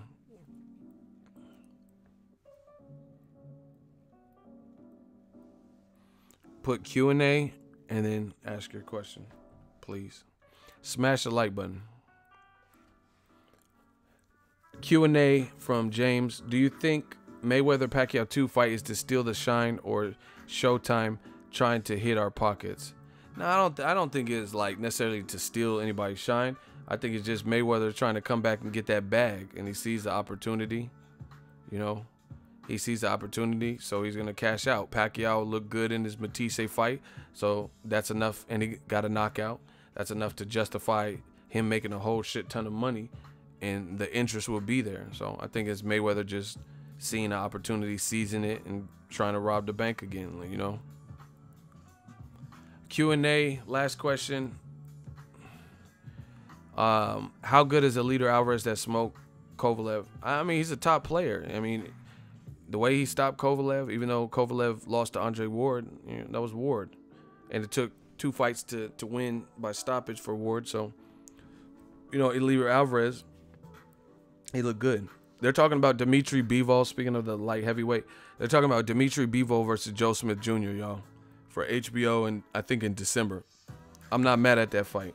Joe Smith Jr., I like him, like his story, union worker, big, has power. Dimitri Bivol has skill, definitely has power.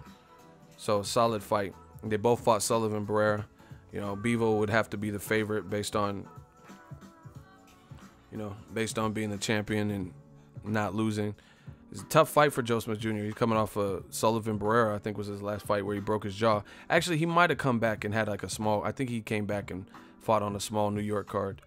Shout out to Coon Yeezy. He says, I feel everything you're saying, Ego.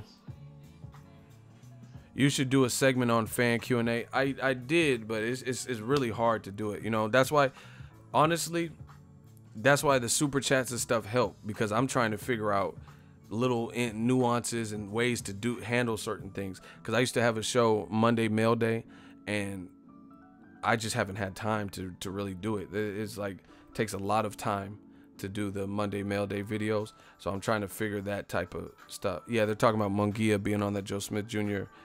Bevo card. You know, that's why, like I said, support the channel any ways you can. Patreon, dollar, super chat, all that stuff helps. Monday Mail Day is cool. I enjoy doing it. I like being able to answer questions, but especially when I'm covering fight weeks, it's impossible because I usually fly on Sunday, and that's when I record Monday Mail Days. So it's like, how can I record a Monday Mail Day on a Sunday when I'm flying back home from covering the fight for a week? Plus, I'm already exhausted for the fight week. So, you know, I'm trying to figure out little stuff. I appreciate you guys for the support. Smash the like button. Help the channel in any ways you guys can. Engagement, thumbs up. Obviously, super chats and donations, Patreon, Venmo, all that's appreciated. And just, you know, continue support. Support the real, you know, people who are putting out honesty and stuff like that. So, appreciate you guys. Thank you guys for tuning in to the stream. Smash the like button. I will holler at you guys later. Peace out.